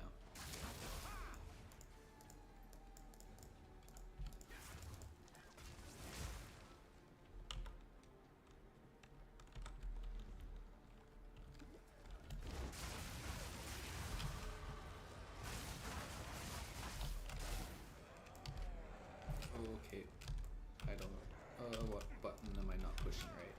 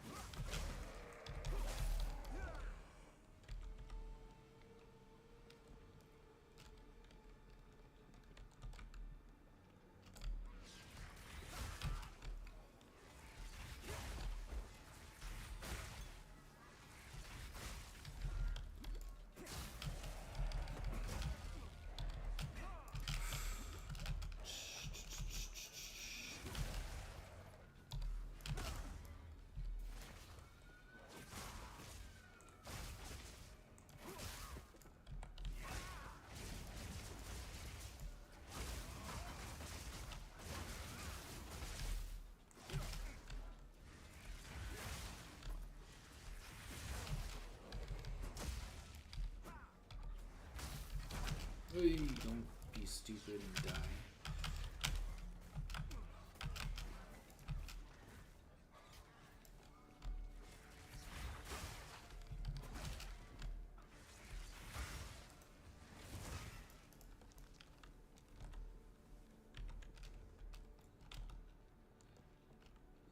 Alright. Did this one, this one, this one, this one, this one, this one, this one, these down, this one came back up here. So now let's, so I did this one because I start here. So I'll go back up, down, go up, down, back up, and then go this way, and then I'll clear out these middle ones and connect back up.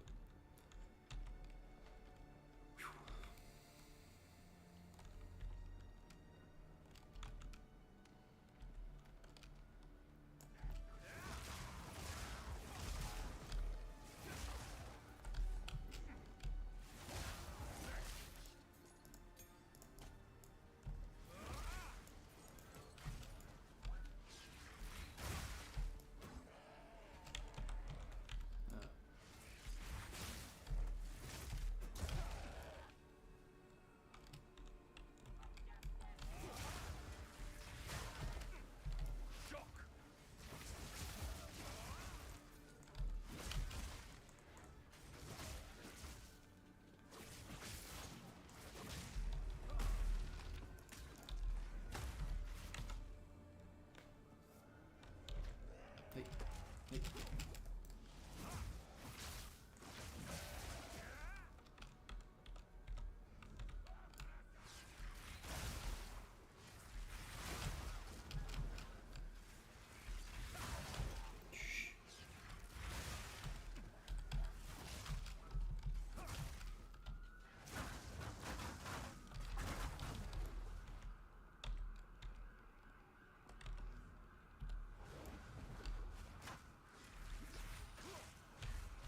Oh, that's not.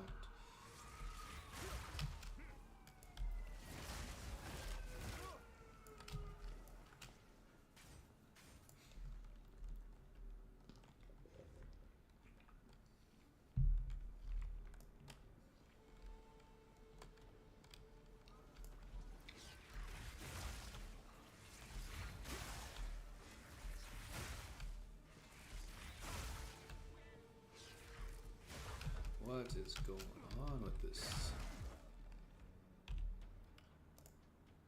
Alright.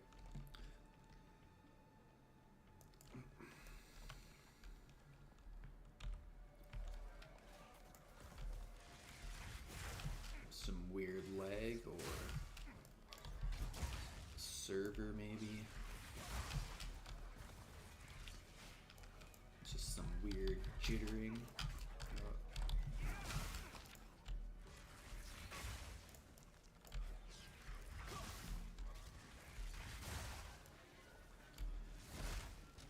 The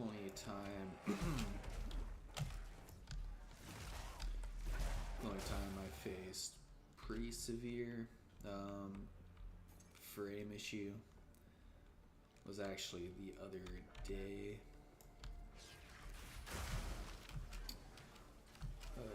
In Keth, when all of the statues came alive, there's like at least a solid, what was it, like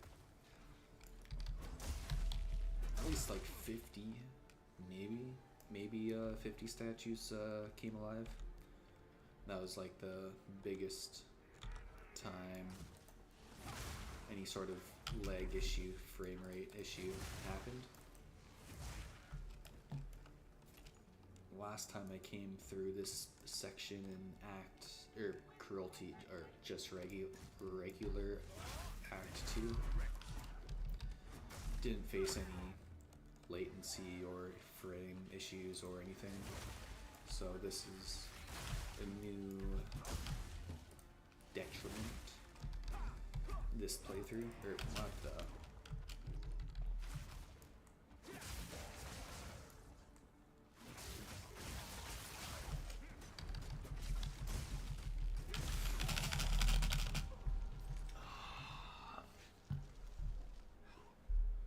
Alright, that's disappointing.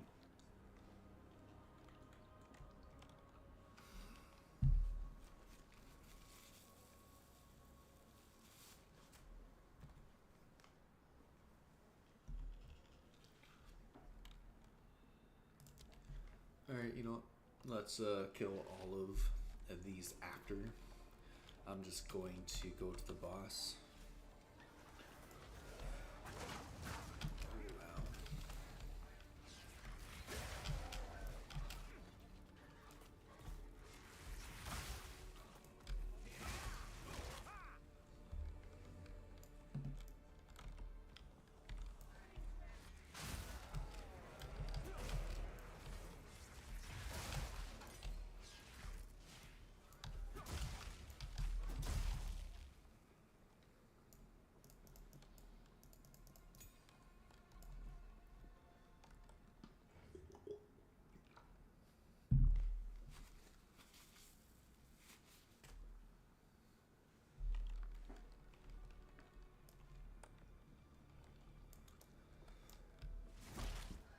Excuse me.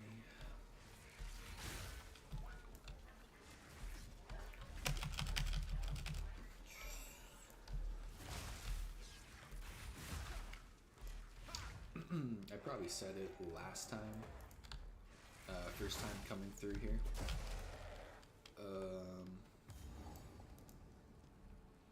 All the statue things that come alive, they have like the chakrams for weapons. So I probably said something like, You are relentless, but that makes you would be cool if time of the Faradin is nigh. a chakram became available to use as a weapon. Oh, excuse me, hiccups. This is a cool boss for sure.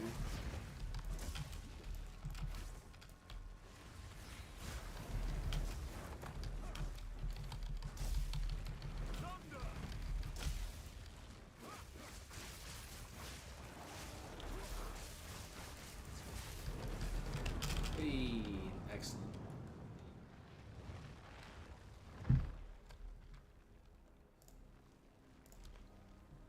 Alright, should be able to do it second time.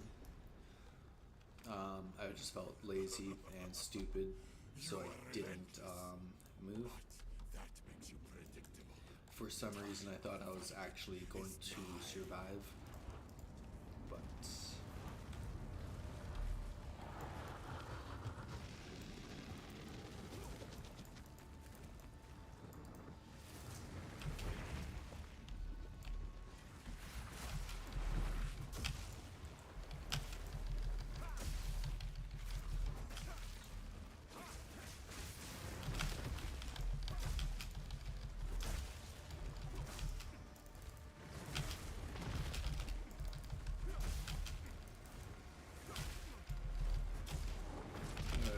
I just keep getting in the way.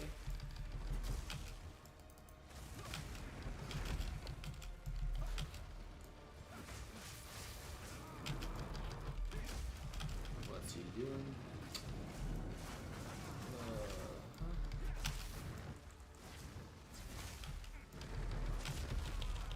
Yeah. Well, I guess I lied.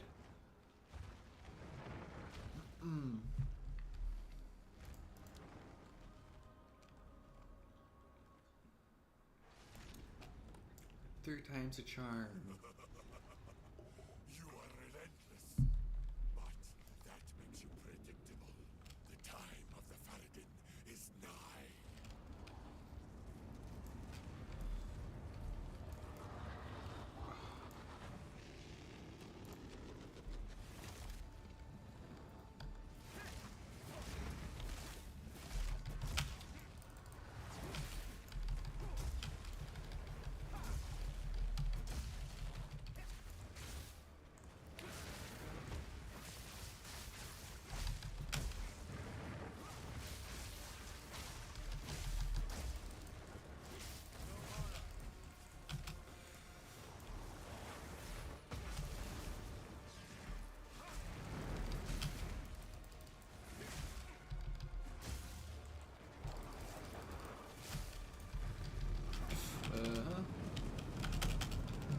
Alright.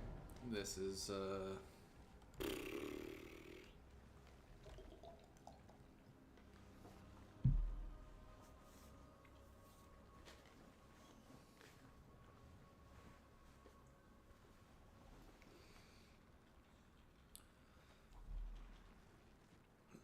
let's finish this mouthful.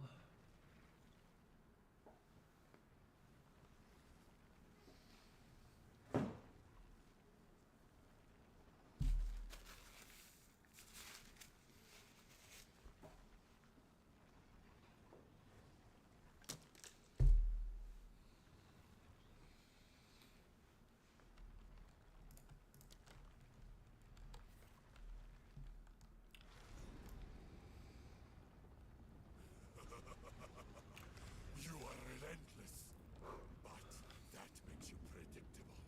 The Alright, time of the he's not Faradin actually, I is don't find him nigh. that difficult. Just tripping on his bones the last couple times. Obviously, the last time I just fought him, he was practically dead. I just fumbled the ball. No escape.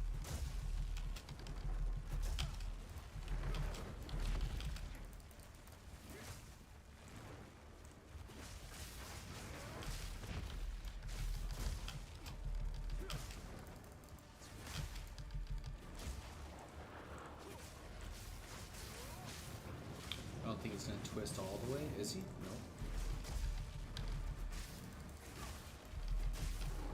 And I rolled actually right under that. Yeah. So, even though I fucked up, like the first 3 times, that's actually one of the easiest bosses in the game. I don't even. I could be completely remembering it wrong, but I don't actually remember dying to him the first time I fought him.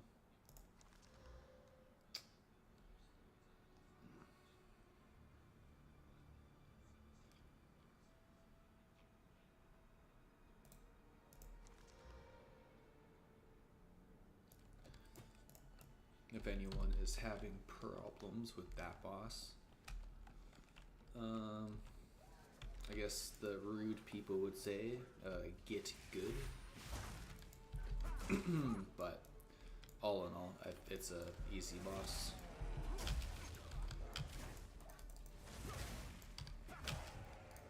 Feel the shock.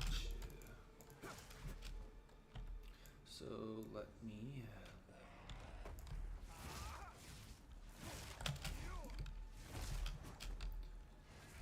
I swear these vultures are actually more difficult than.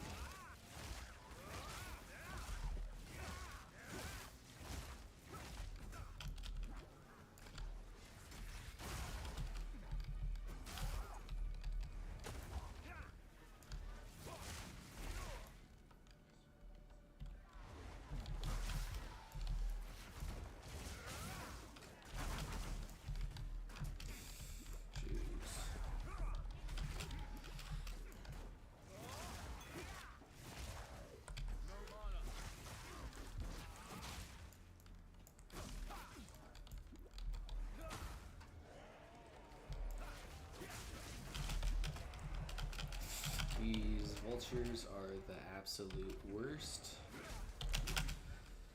Jeez.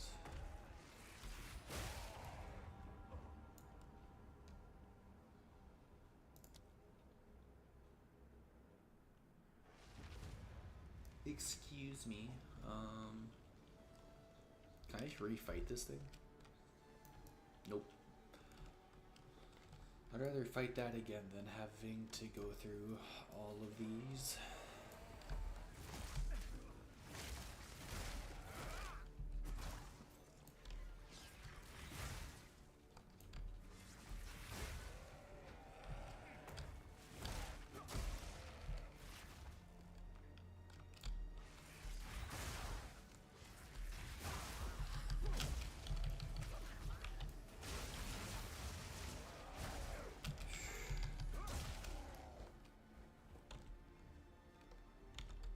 Alright, let's just shoot all the way down.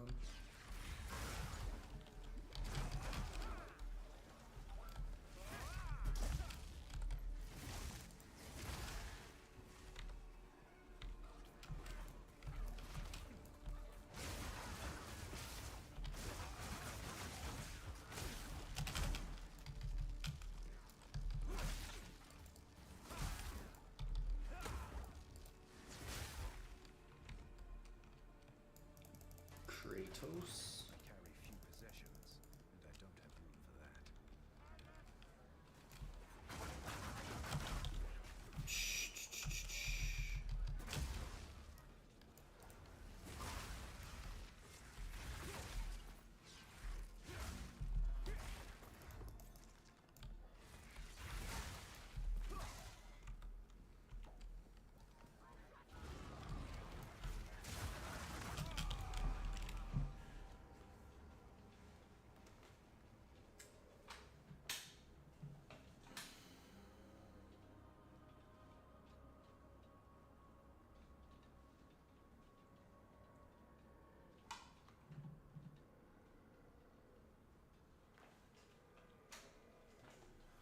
Alright.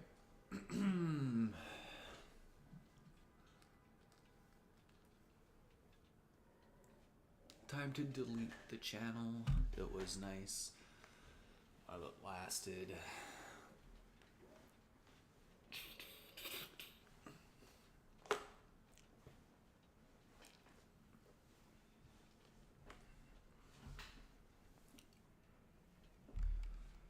Bow, bow, bow, bow, bow.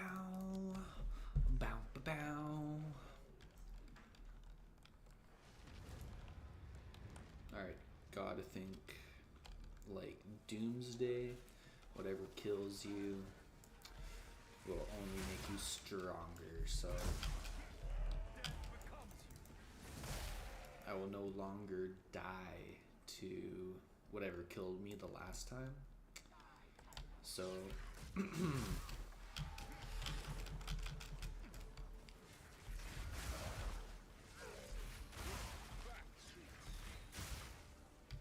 that is great news for me.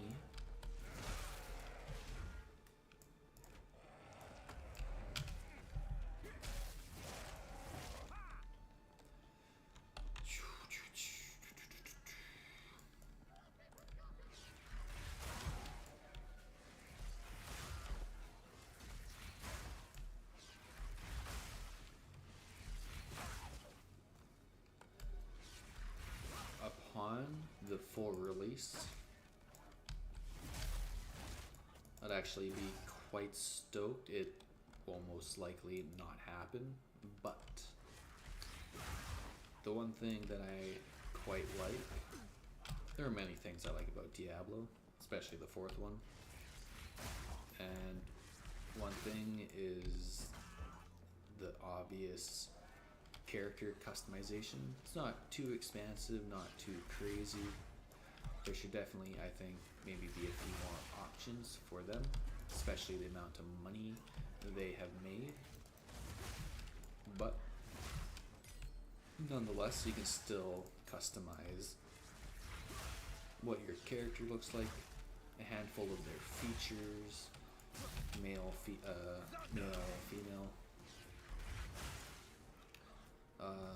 You know, I just like that part of RPGs, just a lot about the games, just make your own person. Path of Exile, Path of Exile 2. None of that. Here is your dude, here is your woman, and oh man. And that's that. There can only be female sorceress, ranger, witch. And then whatever other class that comes out that is female only. And then there's male only. I would like, obviously, to be able to choose. Like, what if I wanted to do a female warrior or male sorcerer?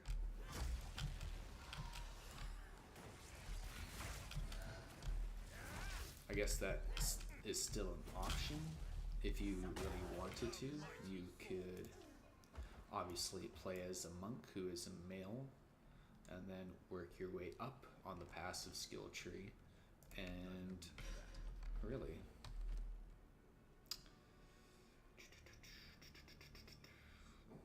you can still, you know, take your time and make a male sorcerer, and a female warrior or a female monk. It's just that, you know, you're going to be starting over here, then working your way this way. But, yeah. I have no room for that.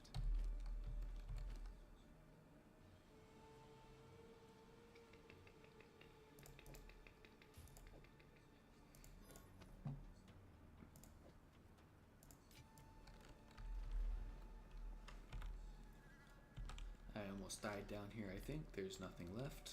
Excellent. But yeah, I would like the option to customize hair, face, you know, just the what your character is in the game.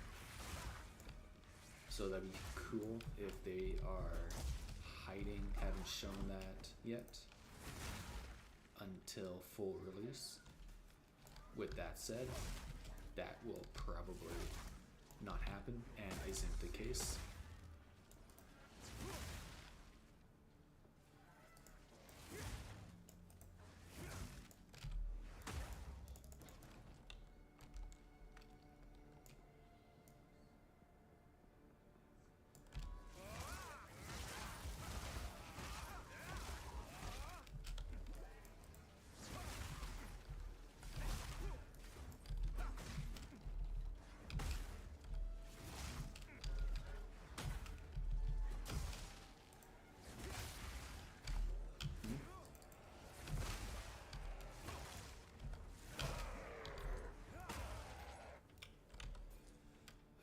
So we went directly down, so let's go up here, boo, boo, boo, boo.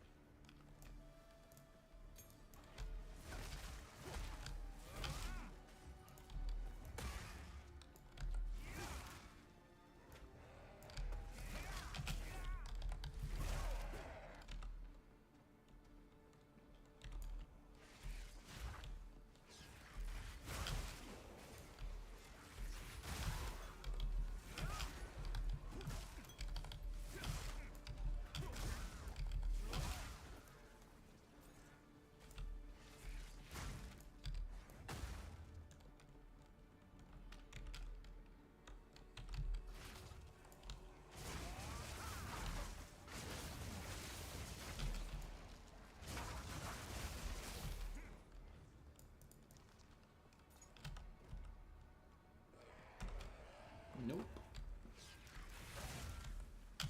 Okay. Oh, that should have killed him. Phew.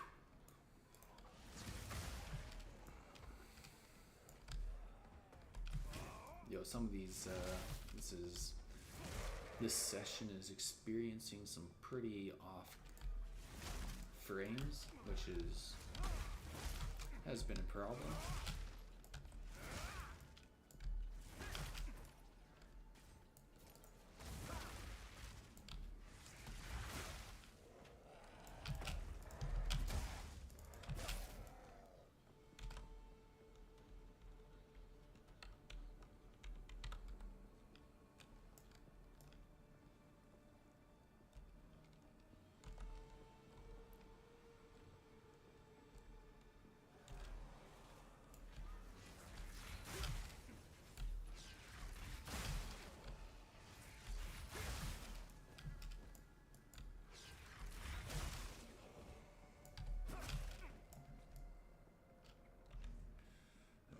Oh, maybe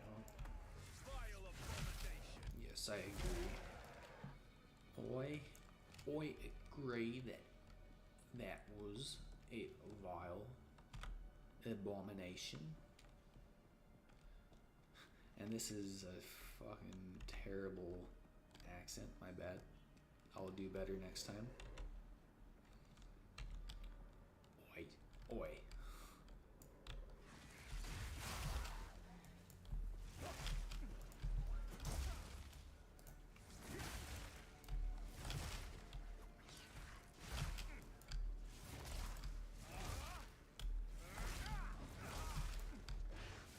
Okay. That almost made me want to quit for the night. Uh-huh.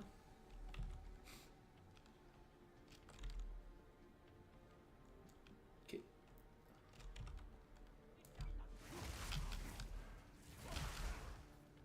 Come on, come on.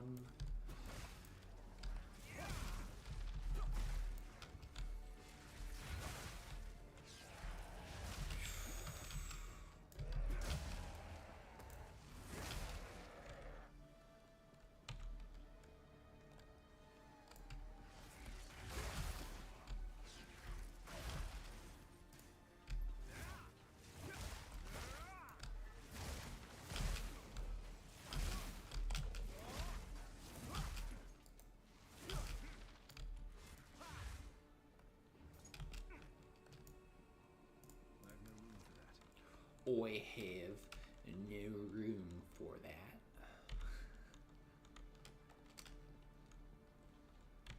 Okay.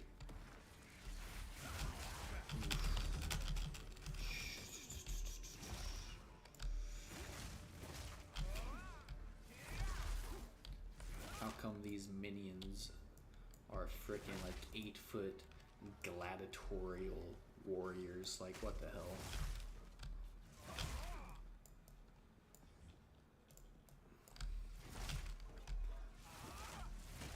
Also, did I kill the elite, the rare? That clearly summoned it? I guess so. Birds.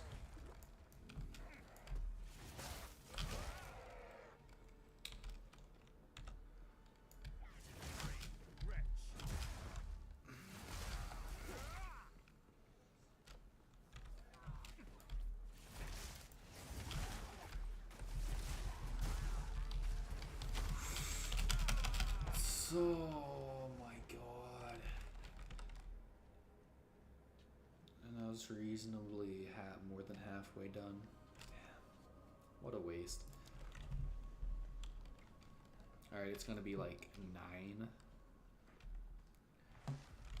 by the time I finish this section. How pathetic, dude.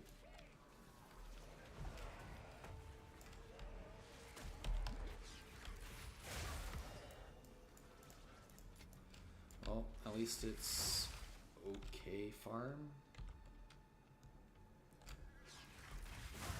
But still, this is just a huge waste of time.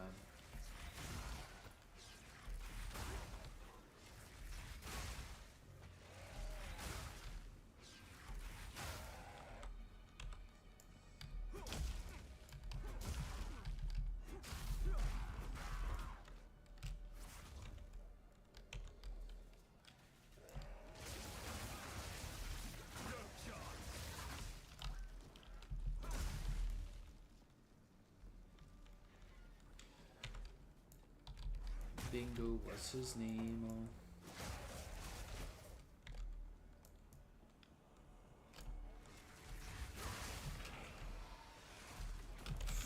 Oh, jeez. Lucky. That move is... That's like an impaler, stupid ass. Wow. The spears from the ground. I'm gonna have to call GGG and be like, remove it please.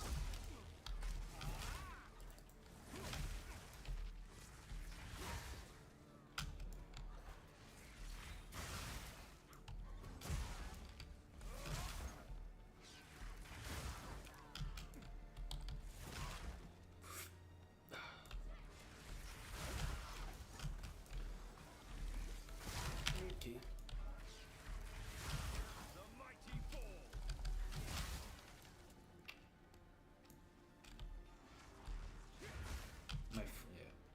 I was about to be like, damn, I'm lagging pretty hard. My dude's frozen, but I was literally frozen or chilled.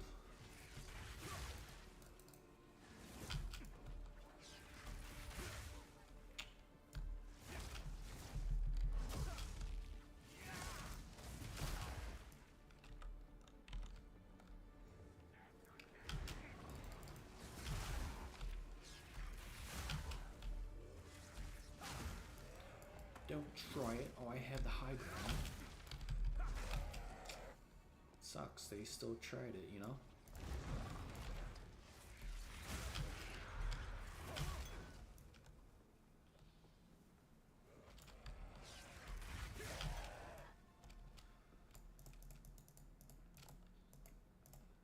I carry few possessions. I can't and I don't carry... have room for Oh, that. damn.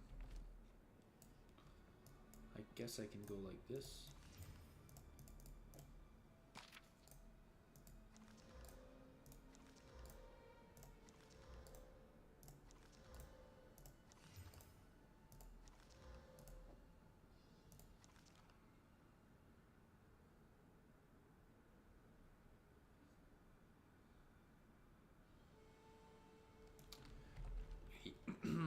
We're on the road again.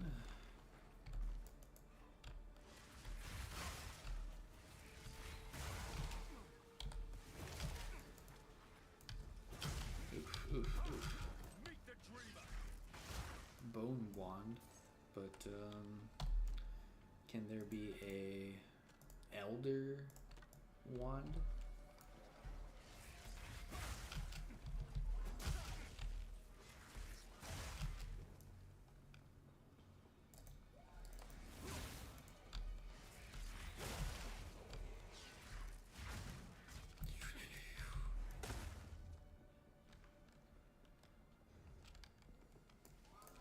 Bonk.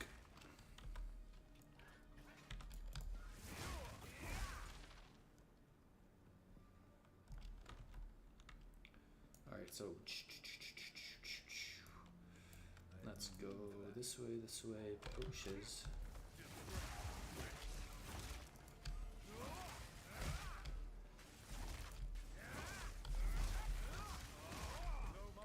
No mana.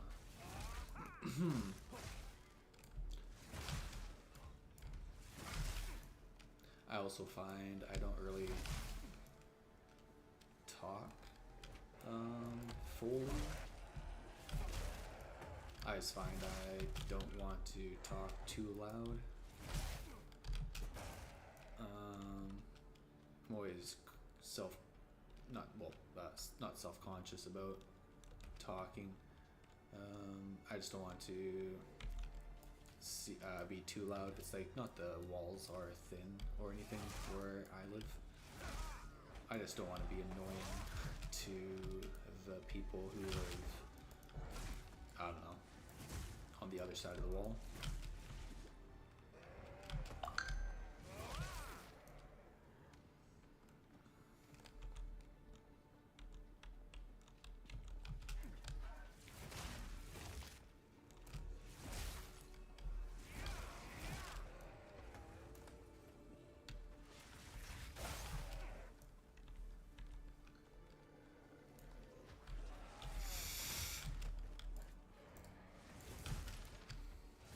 Ooh.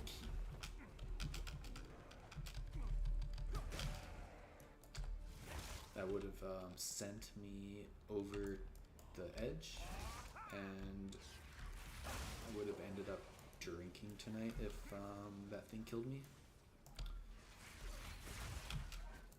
That's also a joke. I wouldn't actually lose it that much.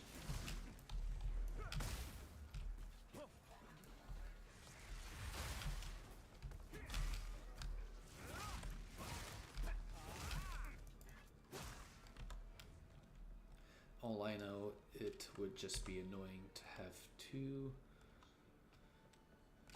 redo everything yet again and just watch that process over and over again. So I'm going to try to make sure that this is the last time.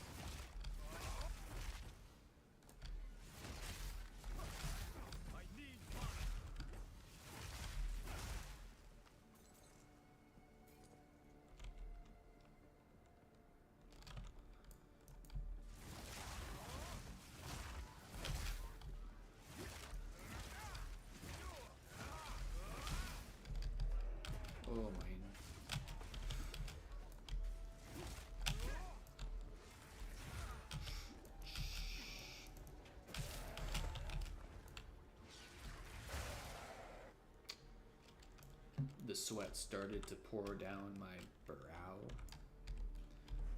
One vulture started having my heart palpitate. Is that even a word? It is now.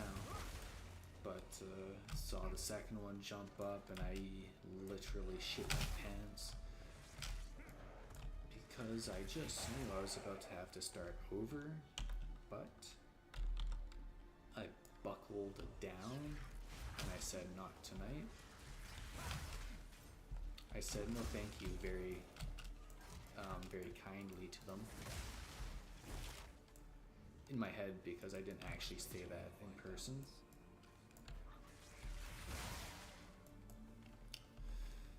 What is trash and I can just toss away?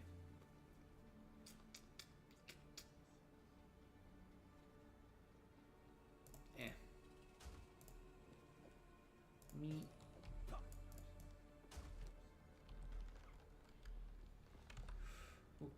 Okay.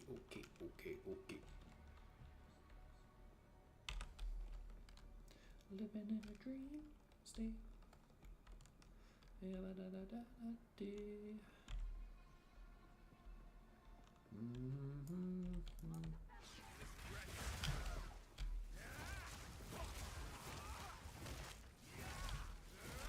Even though they have the high ground, they are still losing. And that just goes to show them that I am Obi-Wan Kenobi, because even with the low ground, I still win.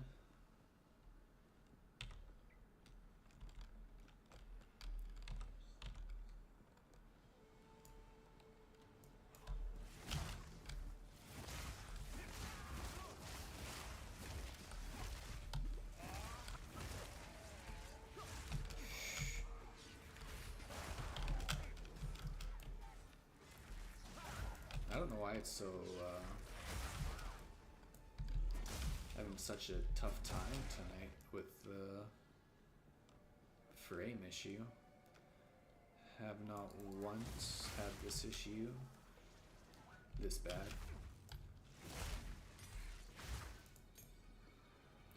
The only other time was when I was underground in the city for that one time.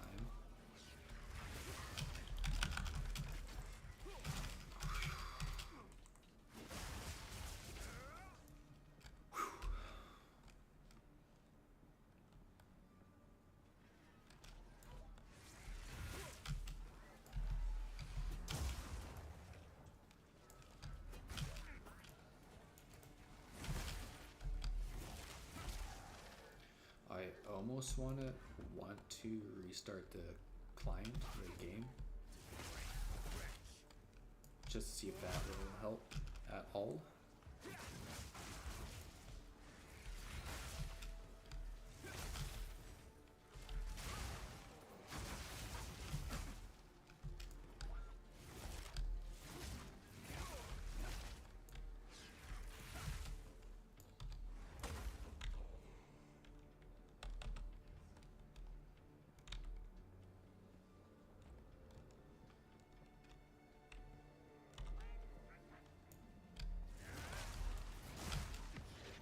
Chaos Orb.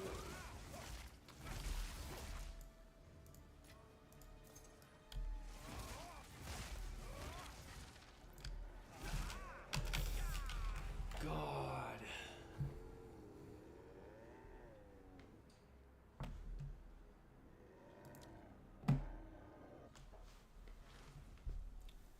It's like they literally jumped up from the ground.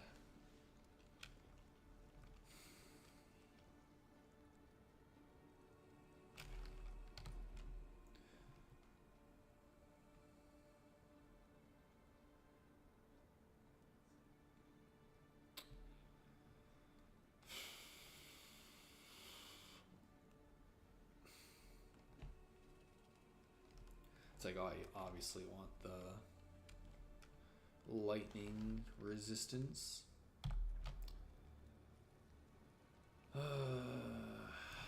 Alright. Take 100.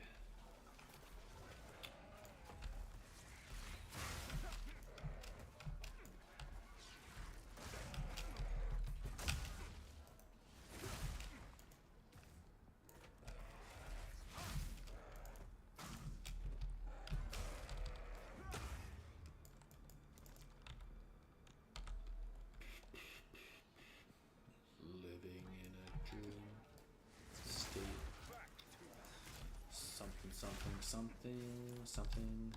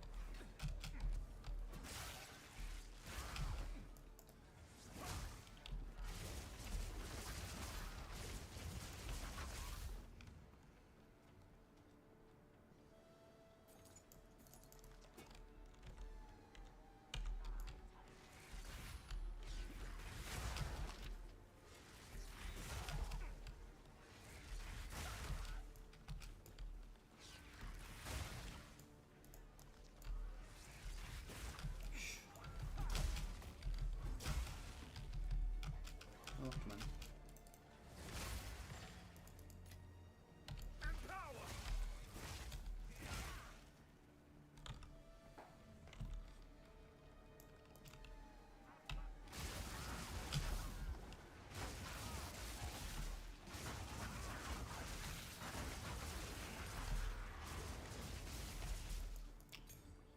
Excellent. Bum, bum, bum. Oh.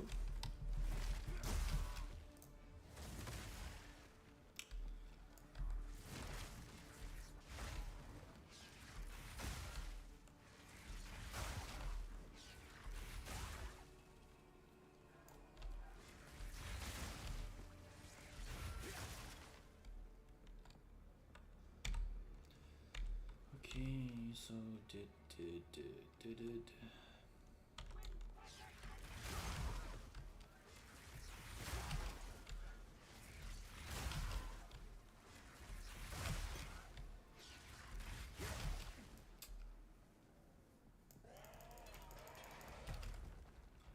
The absolute worst monsters.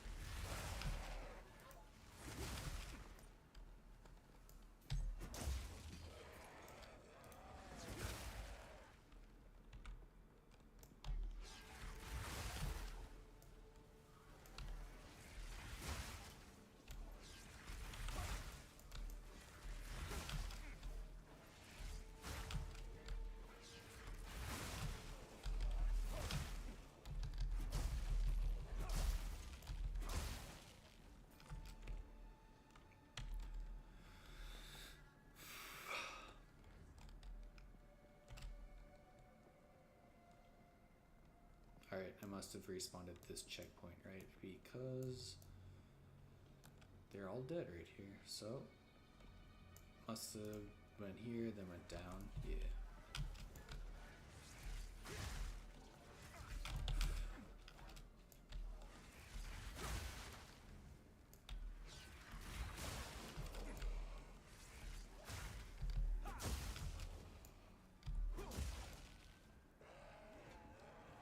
Dead. Ain't messing around with those vultures. Not this time. I have 3 charges, and if there's only one of them, it's still getting all 3 charges.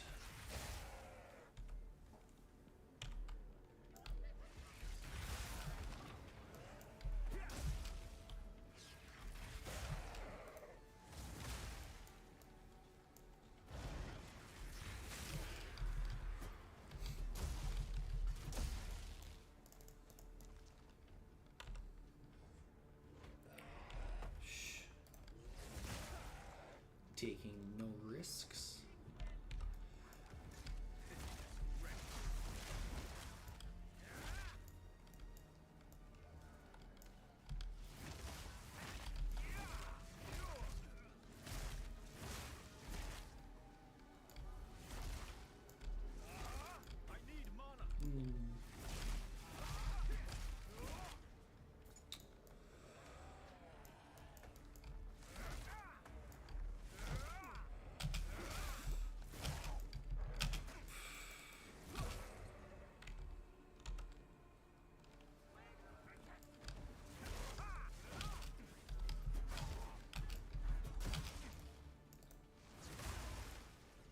Very good.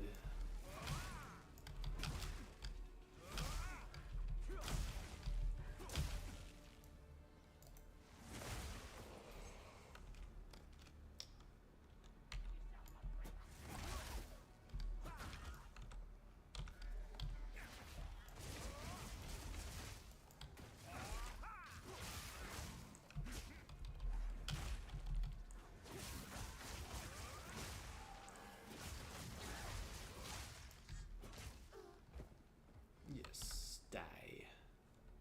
Die by my hand. Who says that? I don't know. Sounds familiar.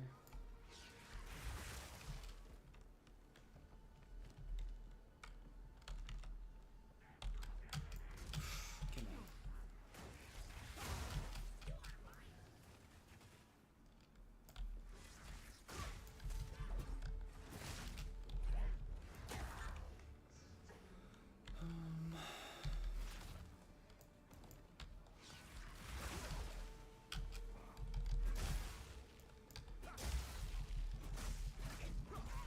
Just poke him.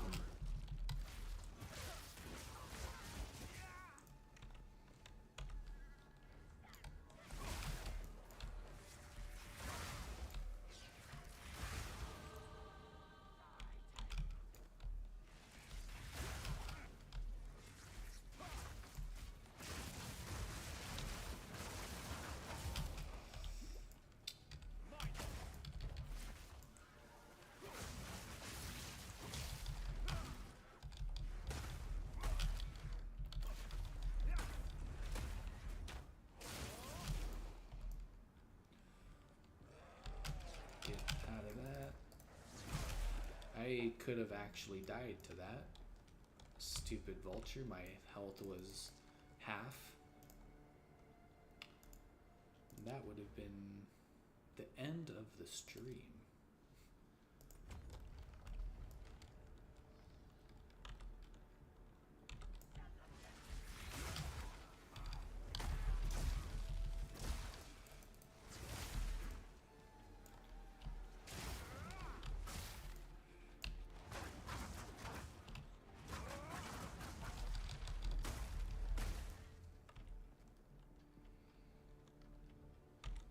Alright, reasonably almost done.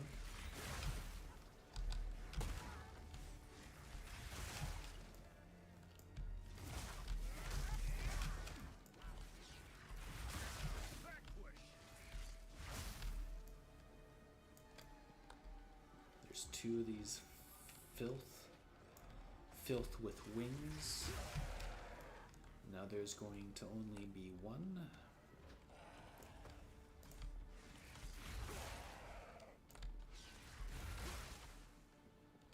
Oh no.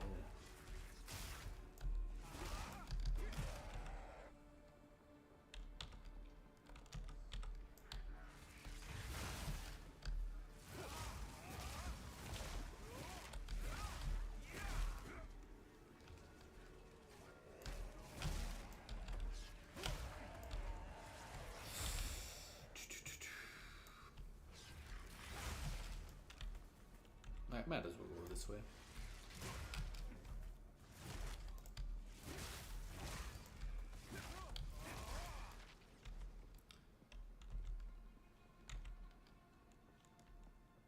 I killed these already?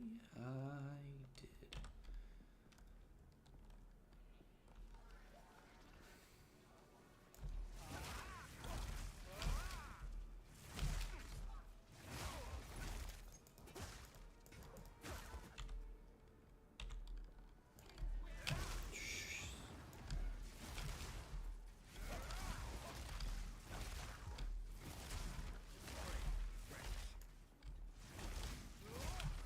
there's a large group of enemies and there's a nice corridor or a narrow path behind you, definitely always go behind you, lead them down it. And if you have a attack that shoots forward, it is to your advantage to use it. Especially if you want to be careful. And I wasted that.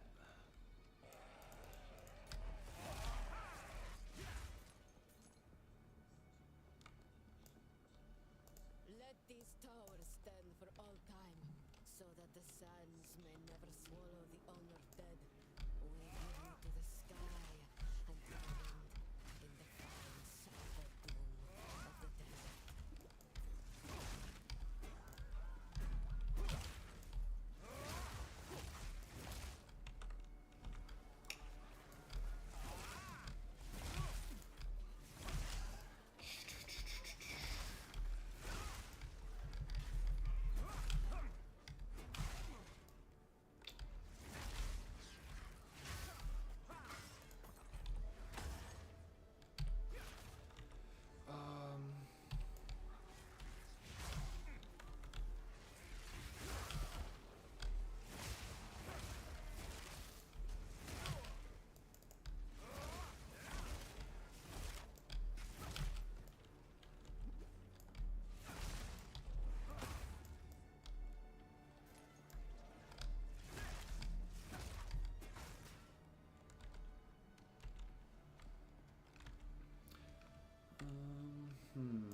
I must have gone to this one, right?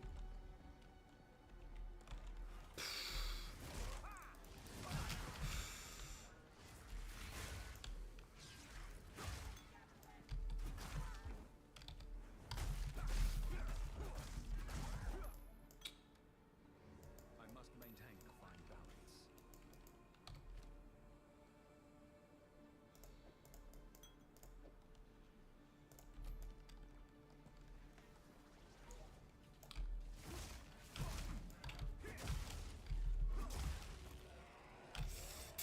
All three. Yep. So I must have gone here. Yep. Then I must have gone to that one, must have gone to this one. Alright.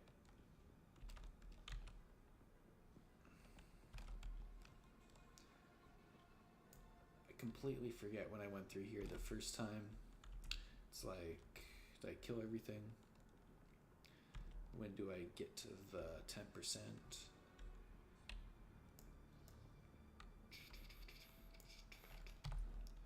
Act 2.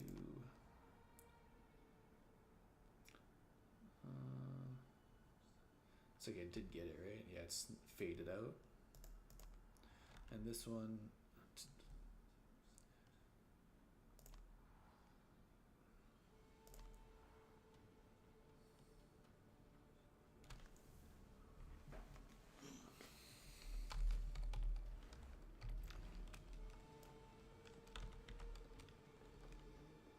It's like would have said something right in here, right?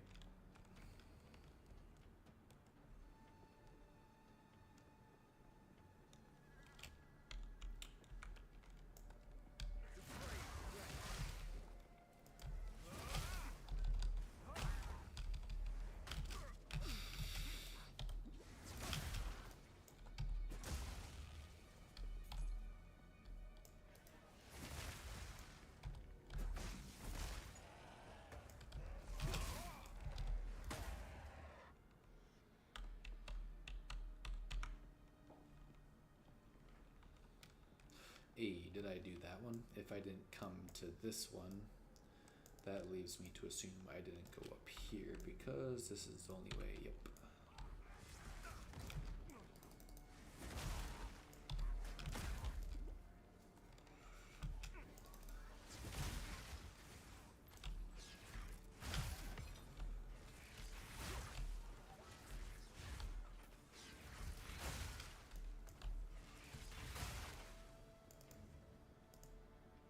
I must maintain Okay. Okay, Zeus. Give me the lightning. Resistance.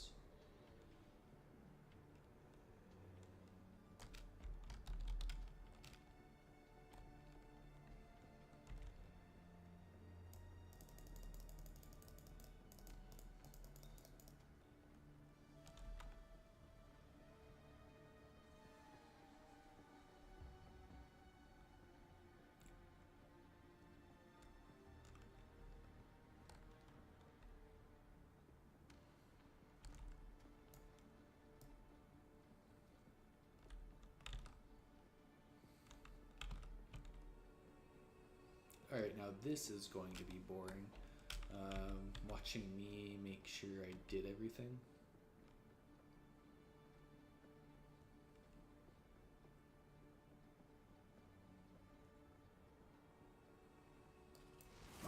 Because, like...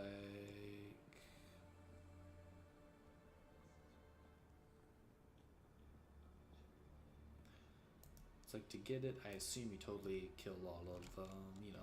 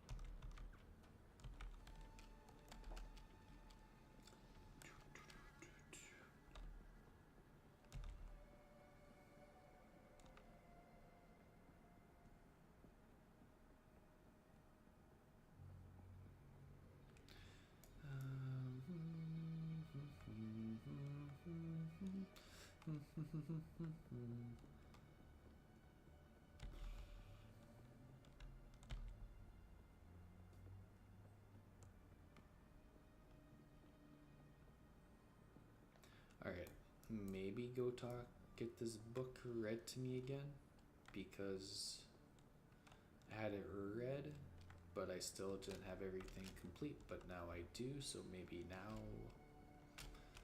talk to it.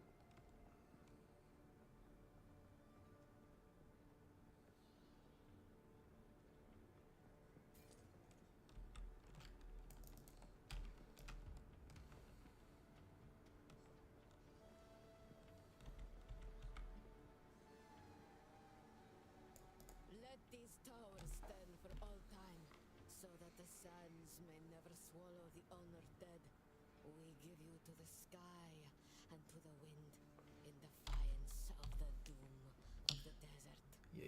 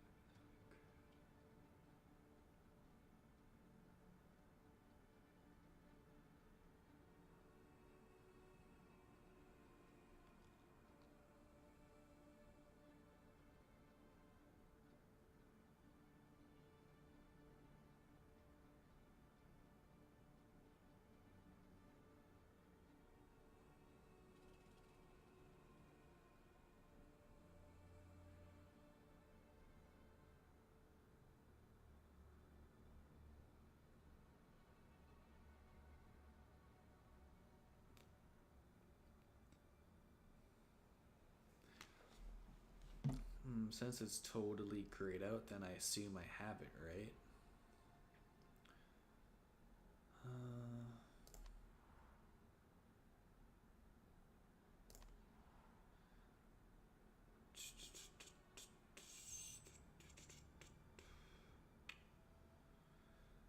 have to assume I have it, right? Yeah.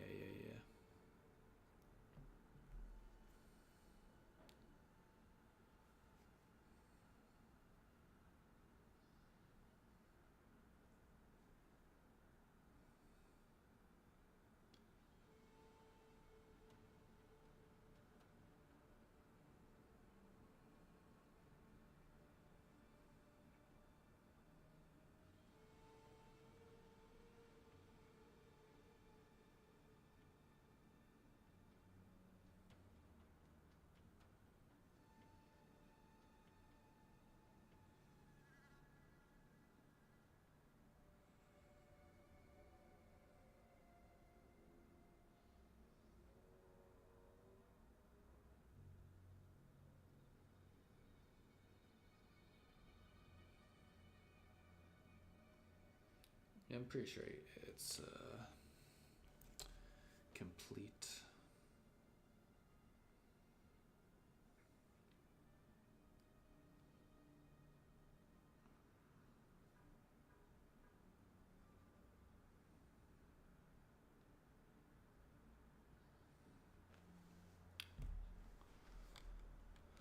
Okay.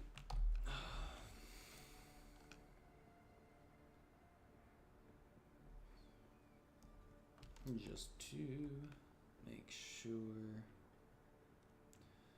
even though I don't think anything will happen, I'm just going to go back to this the statue, see if there's any clickables. If not, back to the barge.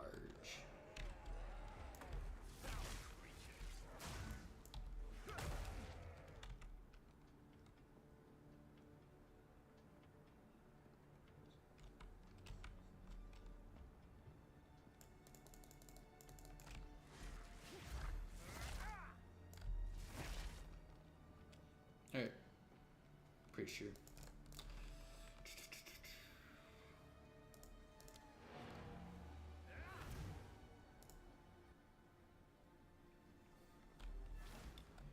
Dreadnought time.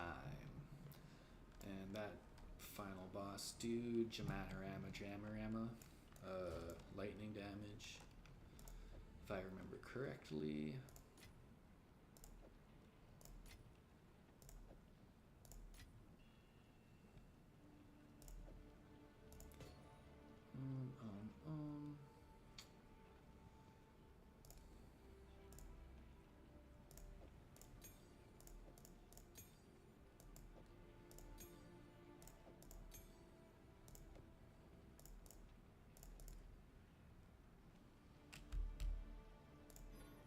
Nope.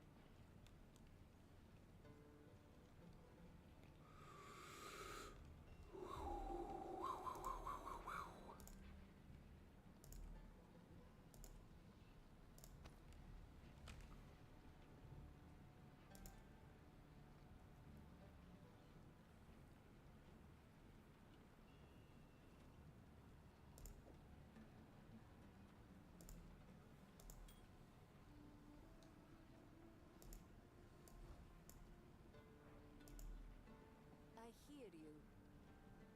Browse as long as you like. I shall put this to use.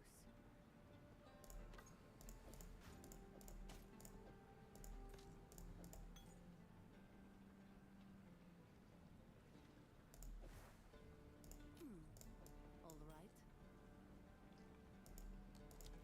Take care. Okay, you take care too. The Faradin have assembled a tremendous dreadnought, a war caravan larger than we have ever seen. As we speak, it is barreling barreling through the heart of the Vestiri, leaving devastation in its wake. War is the last resort of the sane against the tides of madness. We now have their trail. They will not escape. For glory. Yes, yes, ma'am.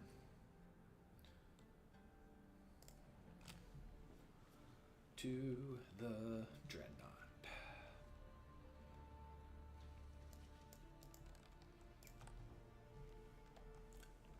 For honor, for honor.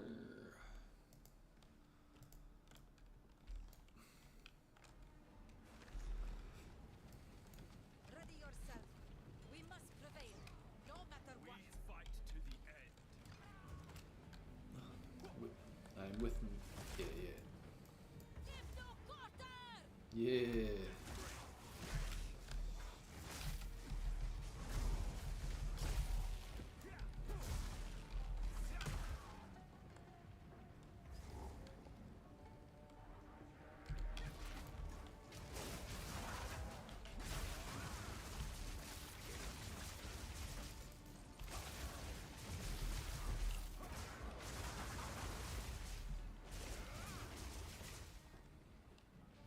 I think I'll be spamming that quite a bit here.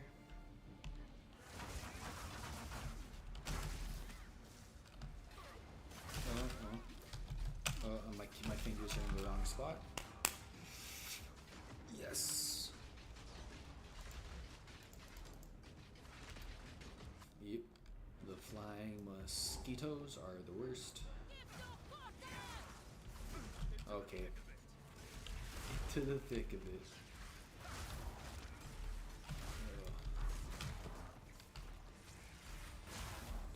As long as it's not I'm in the thick of it.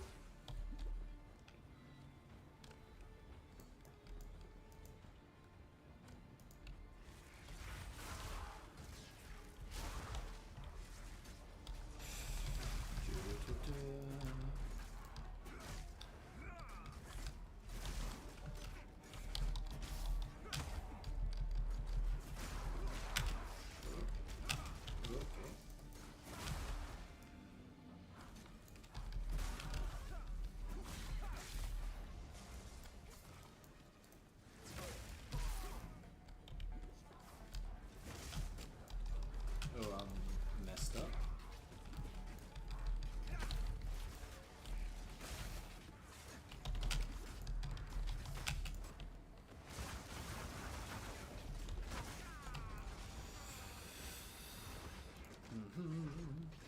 There's a lot. Quite a bit of the poking sticks. Into the thick of it. Lightning!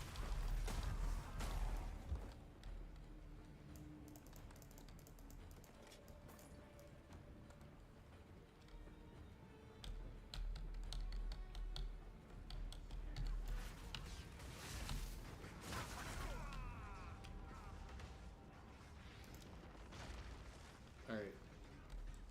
I am feeling absolutely great about this section. Give no quarter!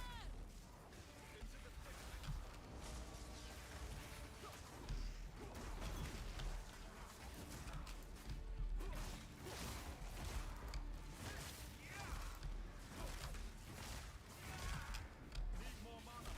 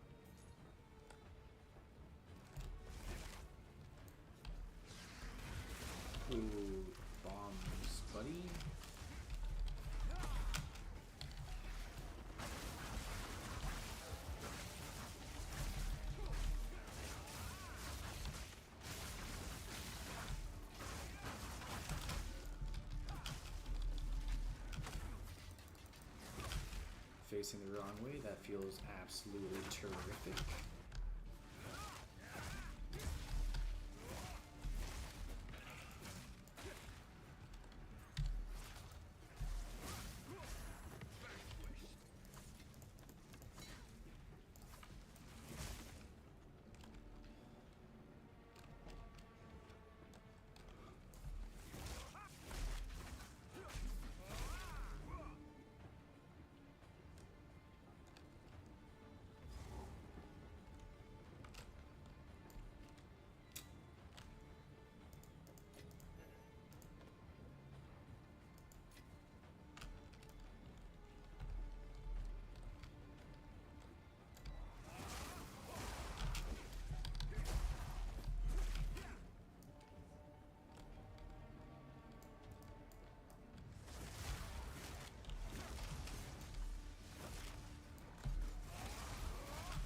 Holy, look at that big boy.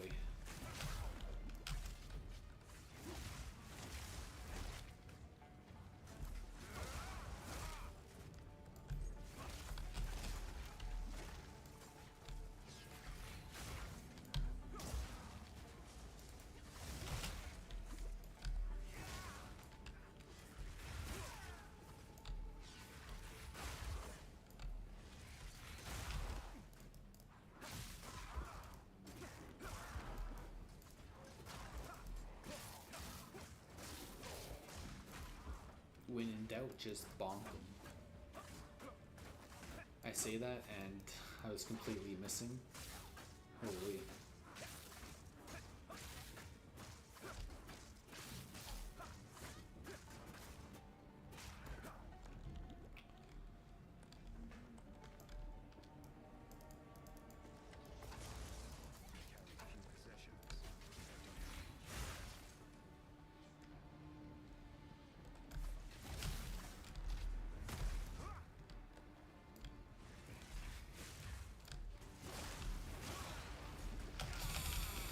Oh, the flinching, dude.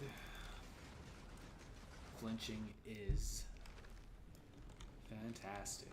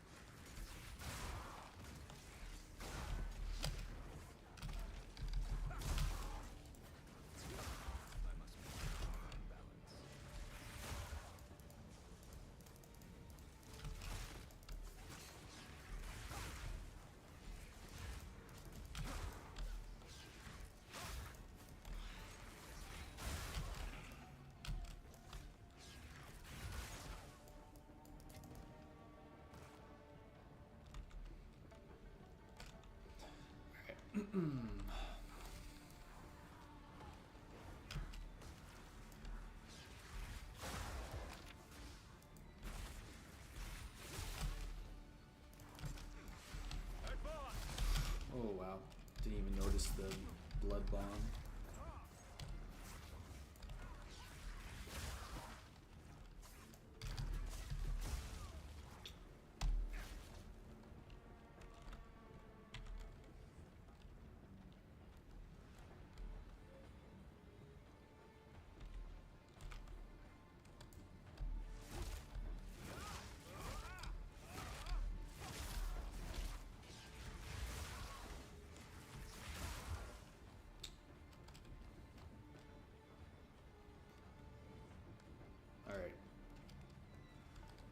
a feeling I am coming close to. Yep. Either that or I'm completely wrong.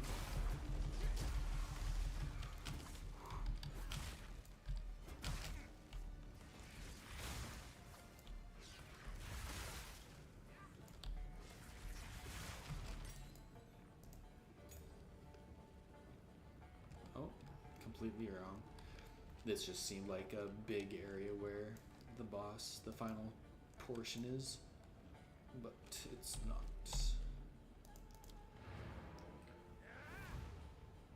The Ardura caravan. I almost wanted to say the Avada Kedavra caravan.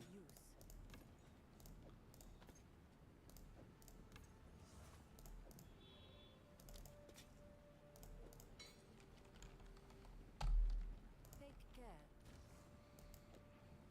Uh,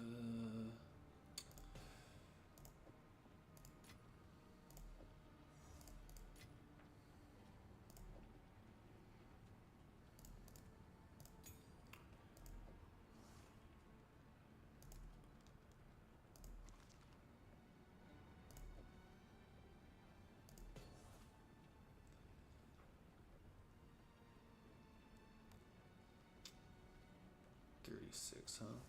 Do I have anything better saved up yet?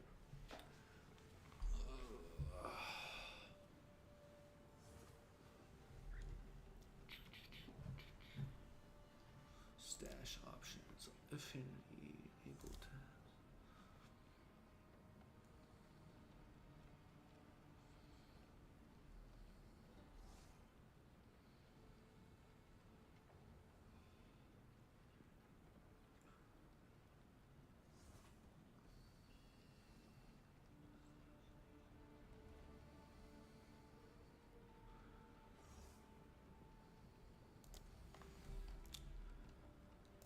Need something? Just Browse checking as stuff long out. as you like.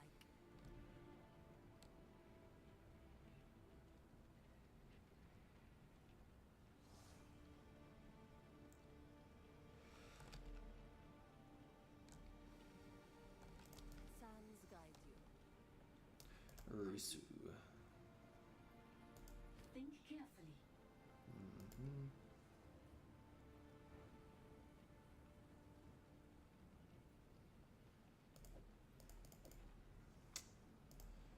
Oh, I'm not sure.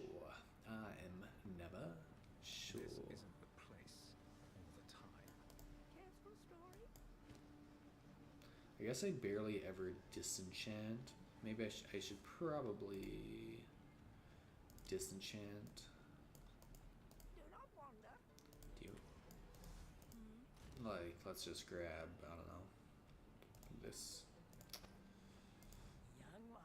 disenchant items.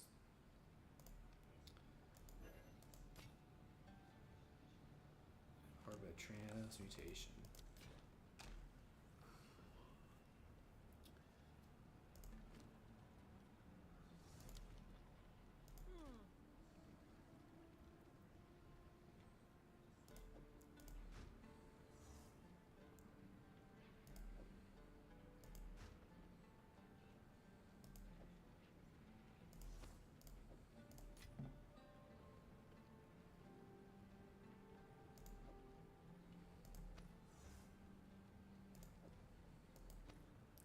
Alright, let's see.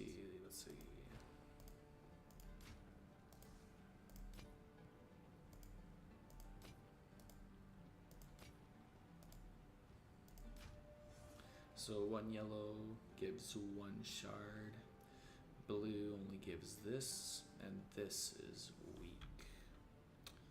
Yeah, I got a bunch of those. I will tell your tale. Nice. These turn into those. These turn into these. Orb of Chance.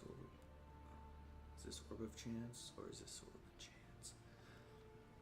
Anyway.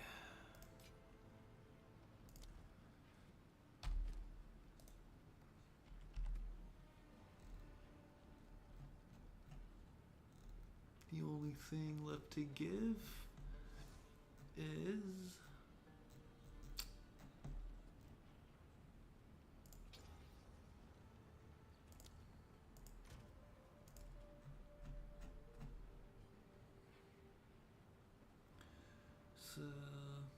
cold infusion.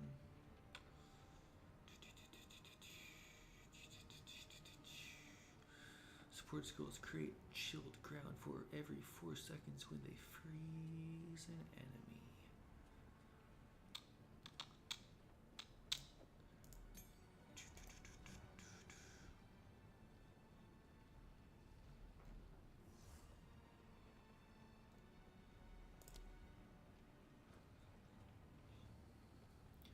Recovery 4% energy shield when support skills deal killing blow. Honestly, it could be decent, right?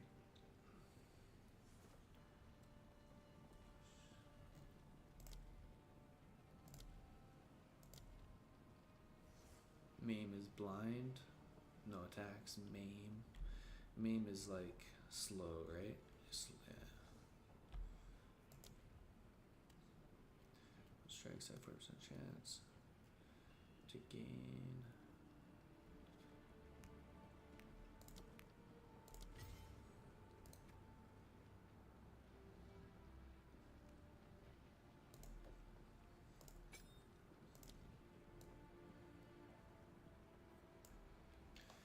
Oakley Hadokely.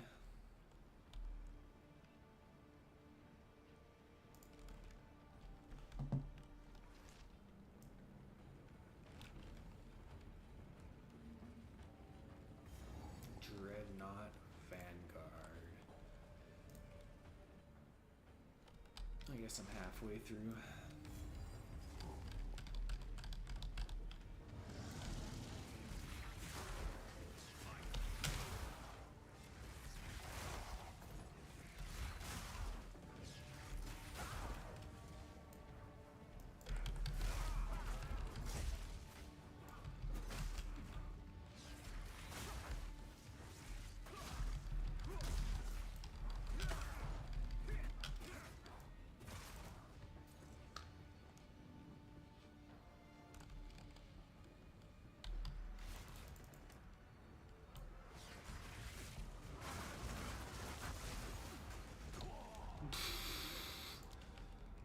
I really wish the whirlwind was like, when you use the whirlwind, it gives you like 100%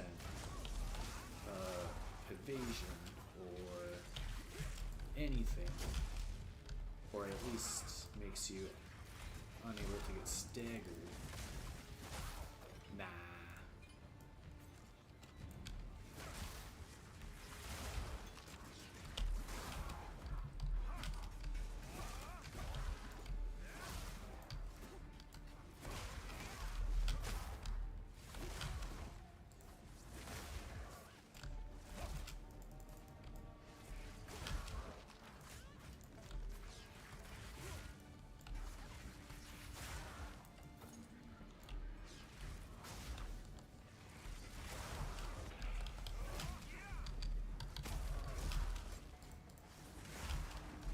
Someone took a camera, or someone took a picture with the flash on. Holy. It was like Will Smith and old dude took out their pen to erase the memories.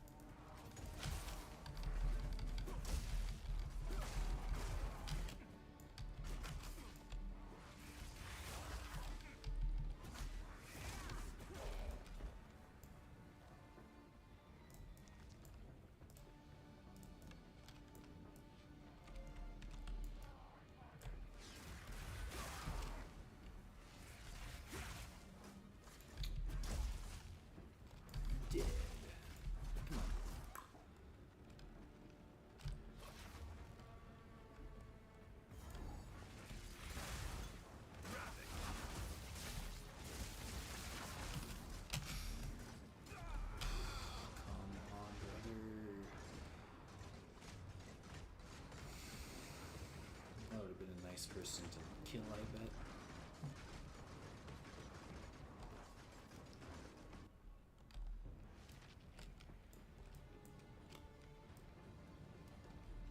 Nice, look, nobody's around.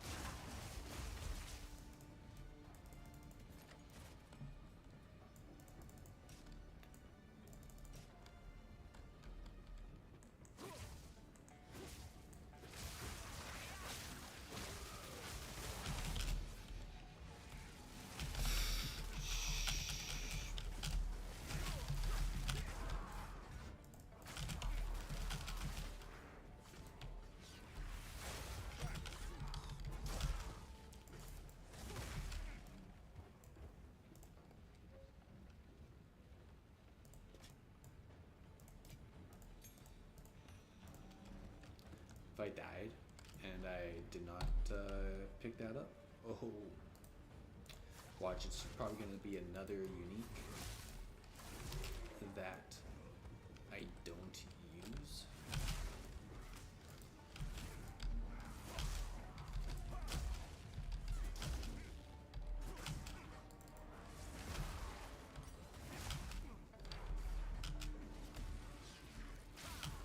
Come on.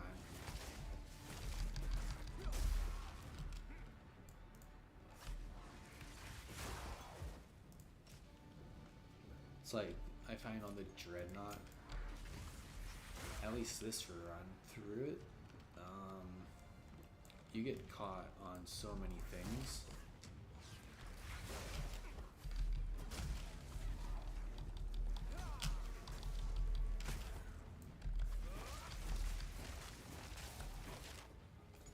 Nice.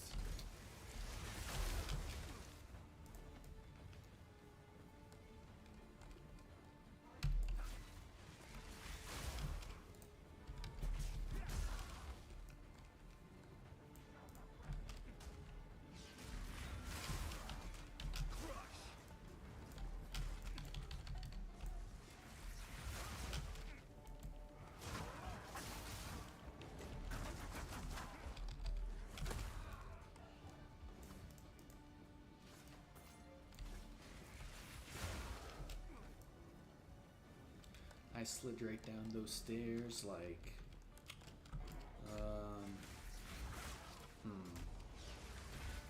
Santa Claus sliding down the chimney on Christmas Eve.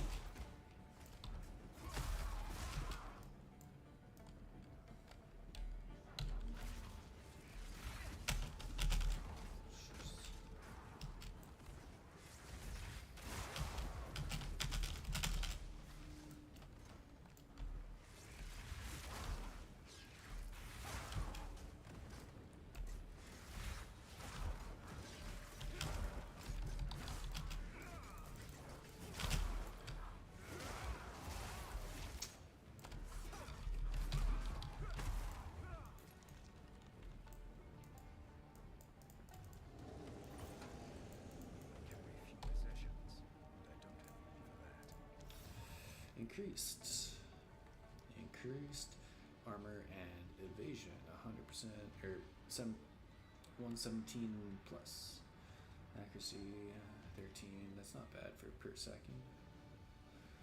Deal 4% increased damage with hits to rare or unique enemies for each second they've ever been in your presence, up to maximum of 200%.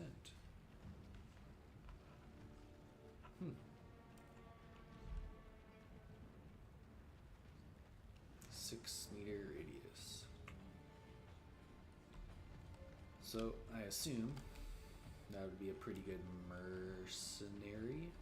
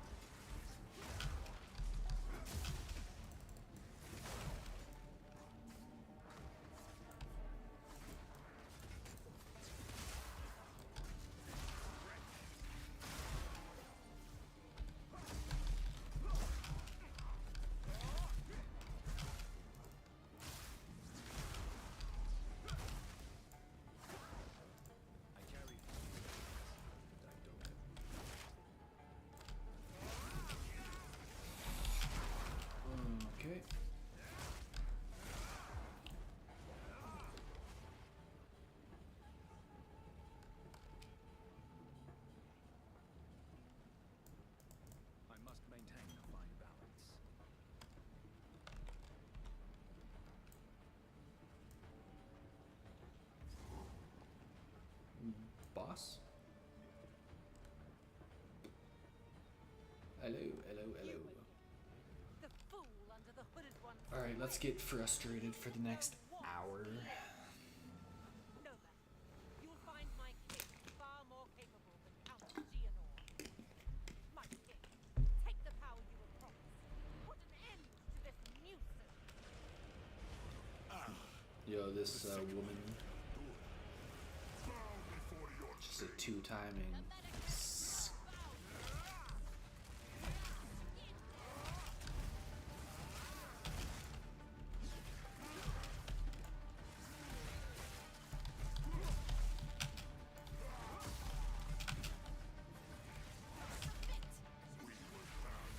what is ours?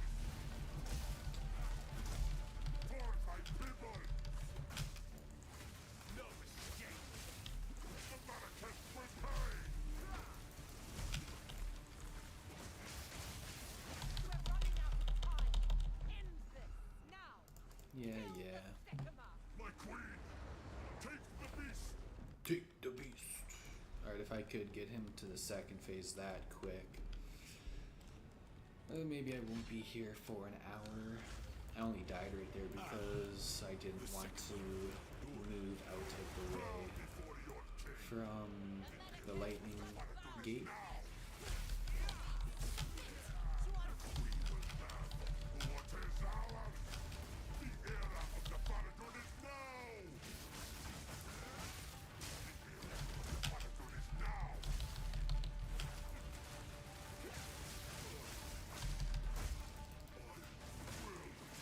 We're running out of time. End this. How lame.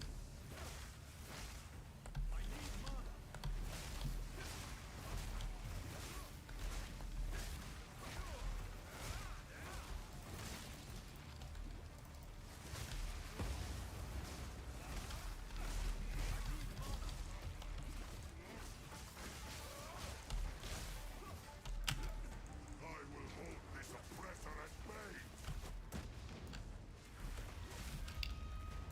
Alright.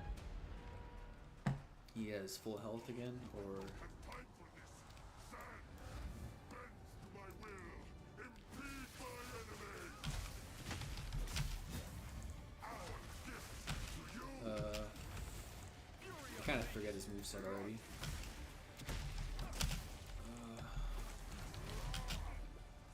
The Maracas will pay!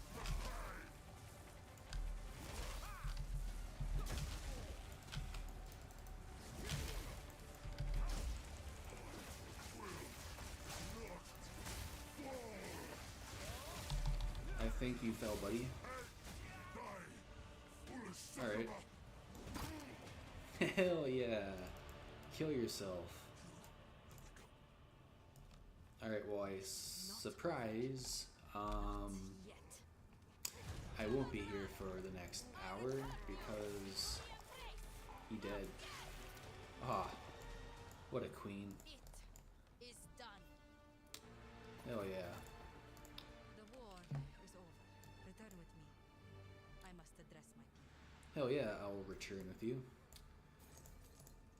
This is where I found out that I would like my character to seek out Asala for more than just friendship, because personality is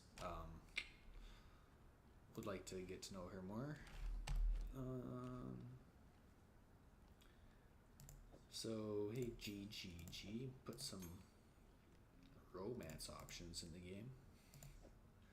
Complete joke. But hey, if you do it anyway. Cool. Nice. Let's see if this is actually going to be any good.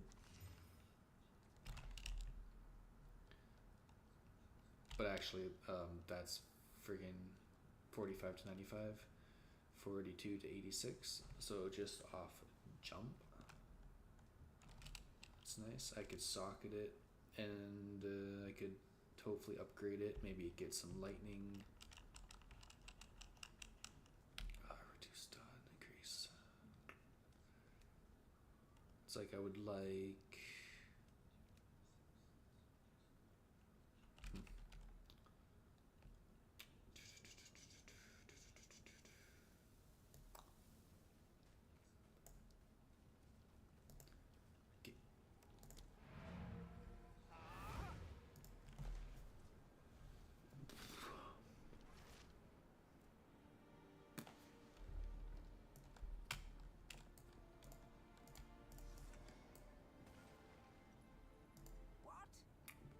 She sounds like a rooster.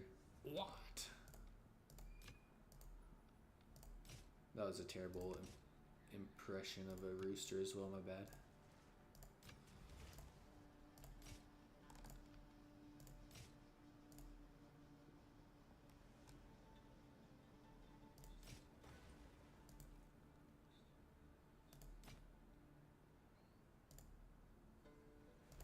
Alright, what'd she give me if I put a unique in here?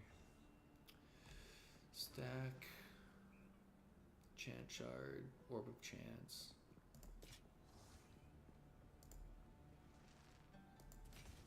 Nothing.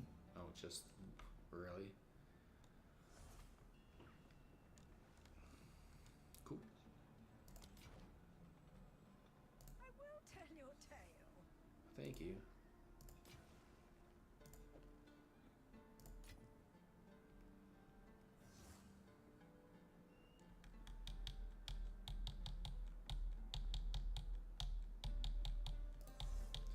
I really hope the 36% elemental damage with attacks does not get taken. Critical bonus, I think that's the one that got changed or added, right?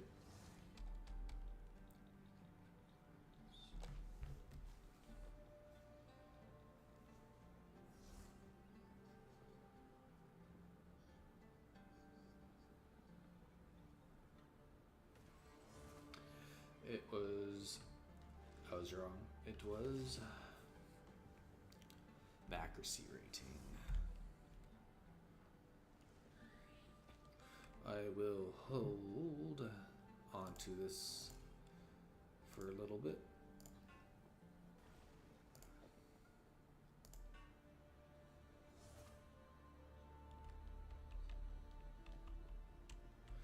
$501, huh?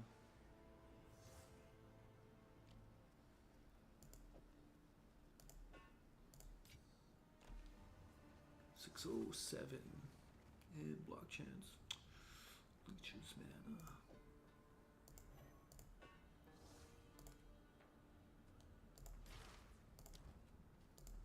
Young one. Young one. Hey, what's up? What how?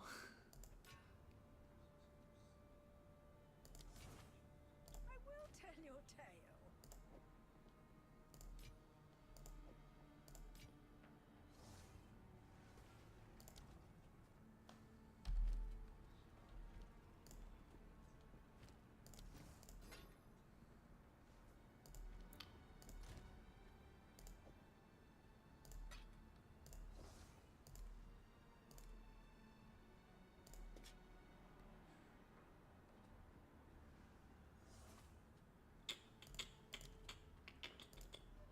Bow, bow, bow, bow, bow.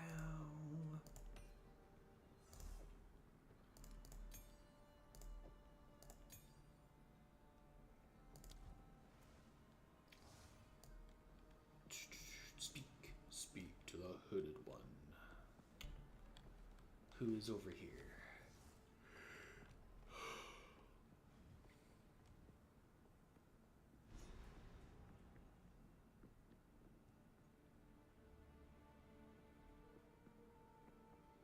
Alright. Goodbye, my queen. I will attempt to find the hooded one.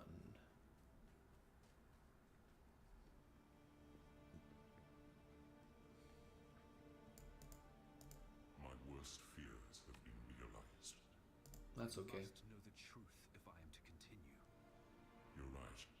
Alright, Sin, don't worry about it, brother. You just look. I am a god. It was I who created all that while their ruin. It is hardest to forgive oneself. Talk to Asala. I must restrain myself. Yes, I agree.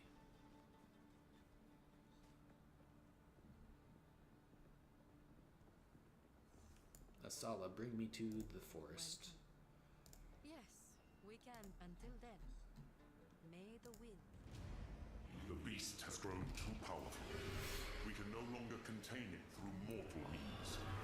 There was once an empire that embraced corruption. They studied it, mastered it, and became the greatest civilization the world has ever known. But it led to their destruction.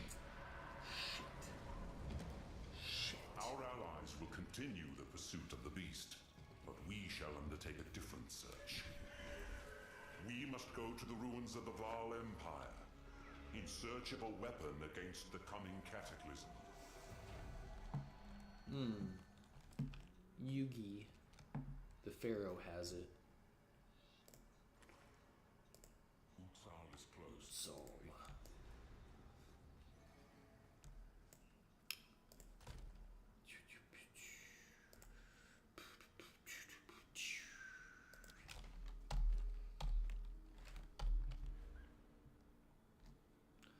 Alright, so when I get another level, I go down, right?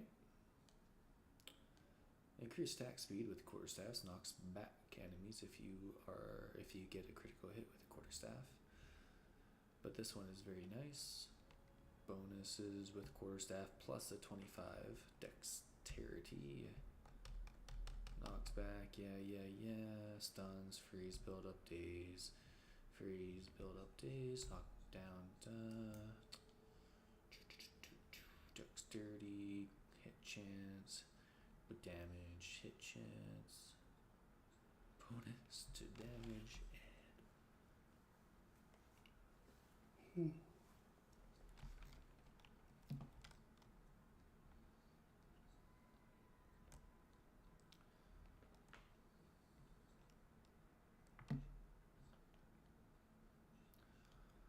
that would be great if I was actually good at the game. I would complete some trials and get more points so I could, become even bigger avatar.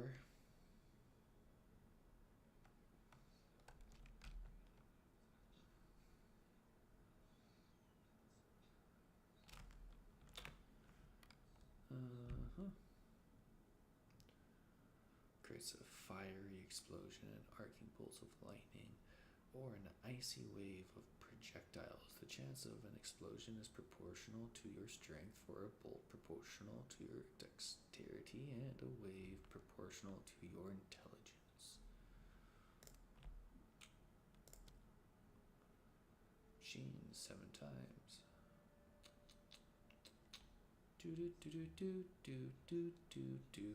Do do do do do ba da da da da da da da da da da da da da da.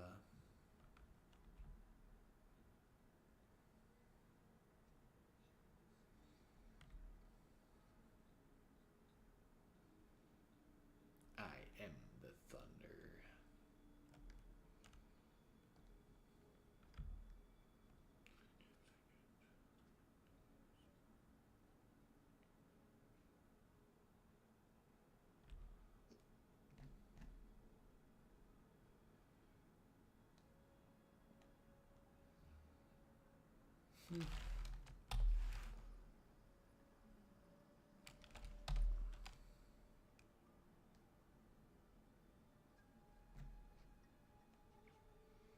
Is the map flipped this time? Big lake on this side.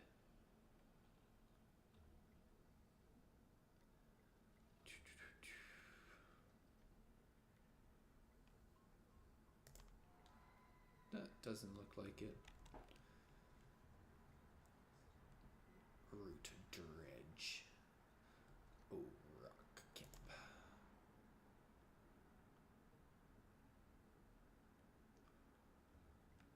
Okay. Okay.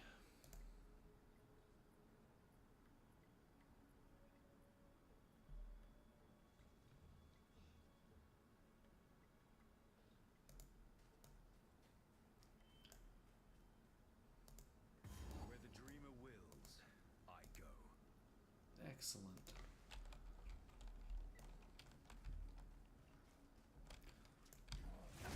he's a big boy.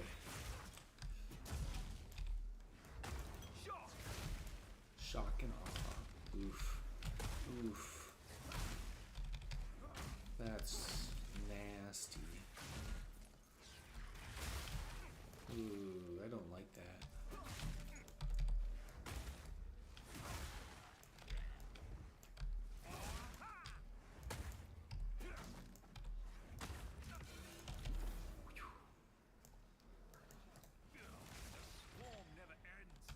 Got his rectum cleaned out. He sure did. Maybe that was a bit too vulgar. My bad.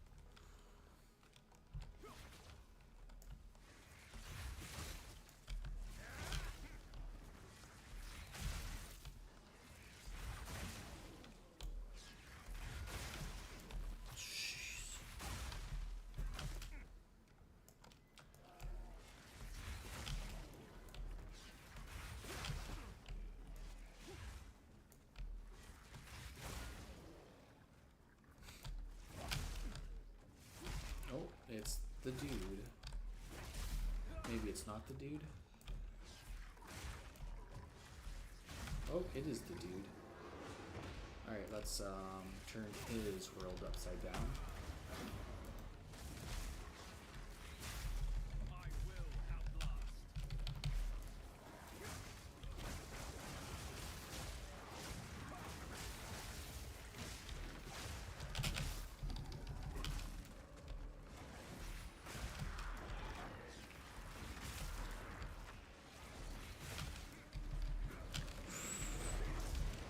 Okay.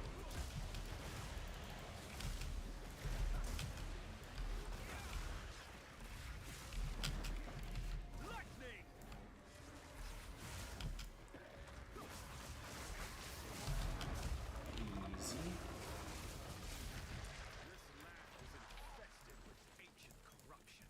Yes. That'd be great if the monk got like the 100 hands of Buddha something. You know what I'm talking about. Or maybe the 1,000 hands. Ooh, yeah. Ooh, ooh.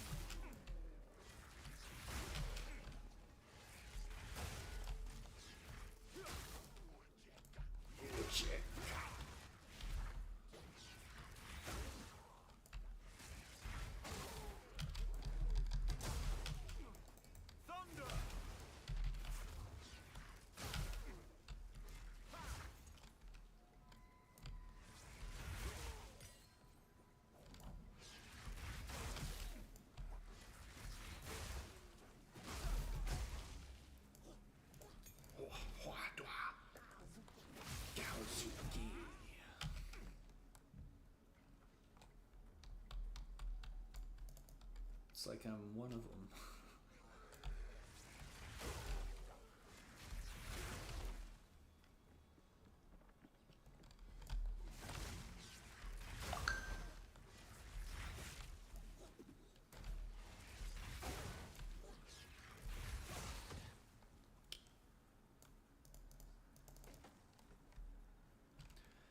Opened the baskets and saw nothing in the baskets. How unfortunate.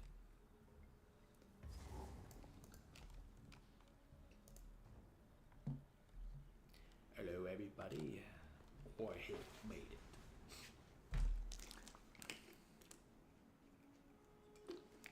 I recognize this place from my dreams. Yes. Oswald What kind of stunt was Cobblepot. that? Traversing the fucking bar. Yeah. Hello there. In any case, Hello there. I am exactly where I need. hello. Care to take a chance? Maybe.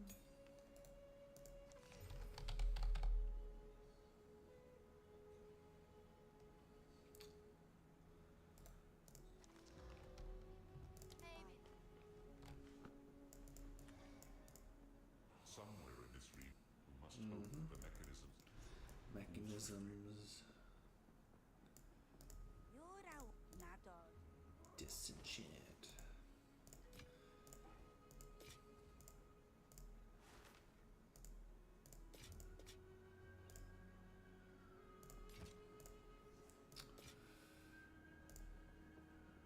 Increase life. Removes. Yeah.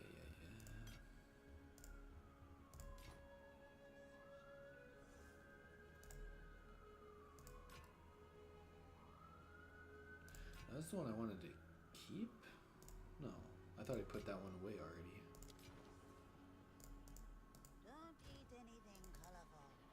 Wisdom of any kind is much appreciated.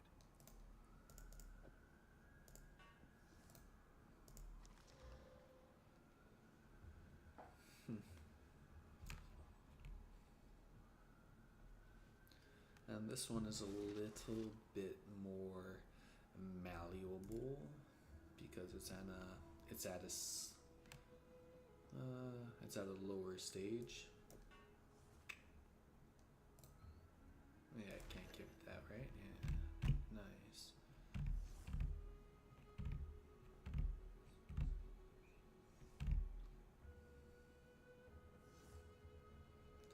Yeah, magic to a rare with one modifier. I have 11. Grants 3 life per enemy hit. Not too terrible. Let's hold on to it for a little until I have a lot more of these where I feel better about using them.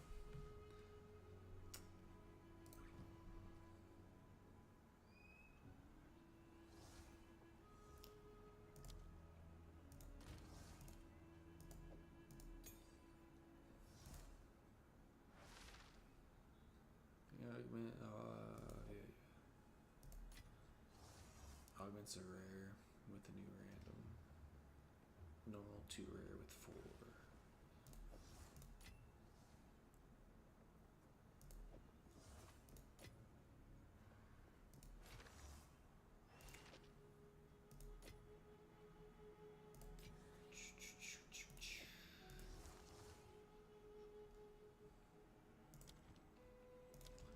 Okay, well,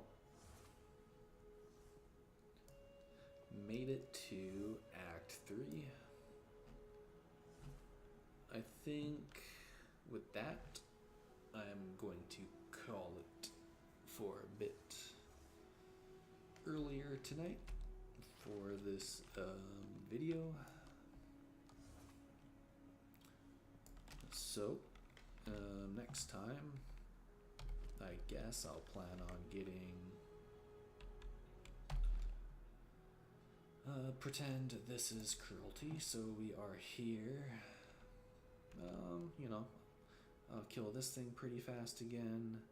I don't want it to kill me again, or else my KD against it will be, I think, 3-2. So let's make it 4-1. Or 5-1 instead.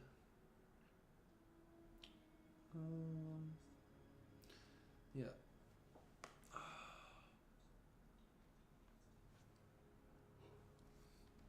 Alright.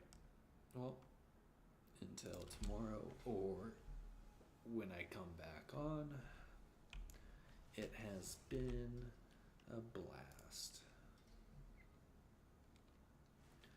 And like always, adios and peace.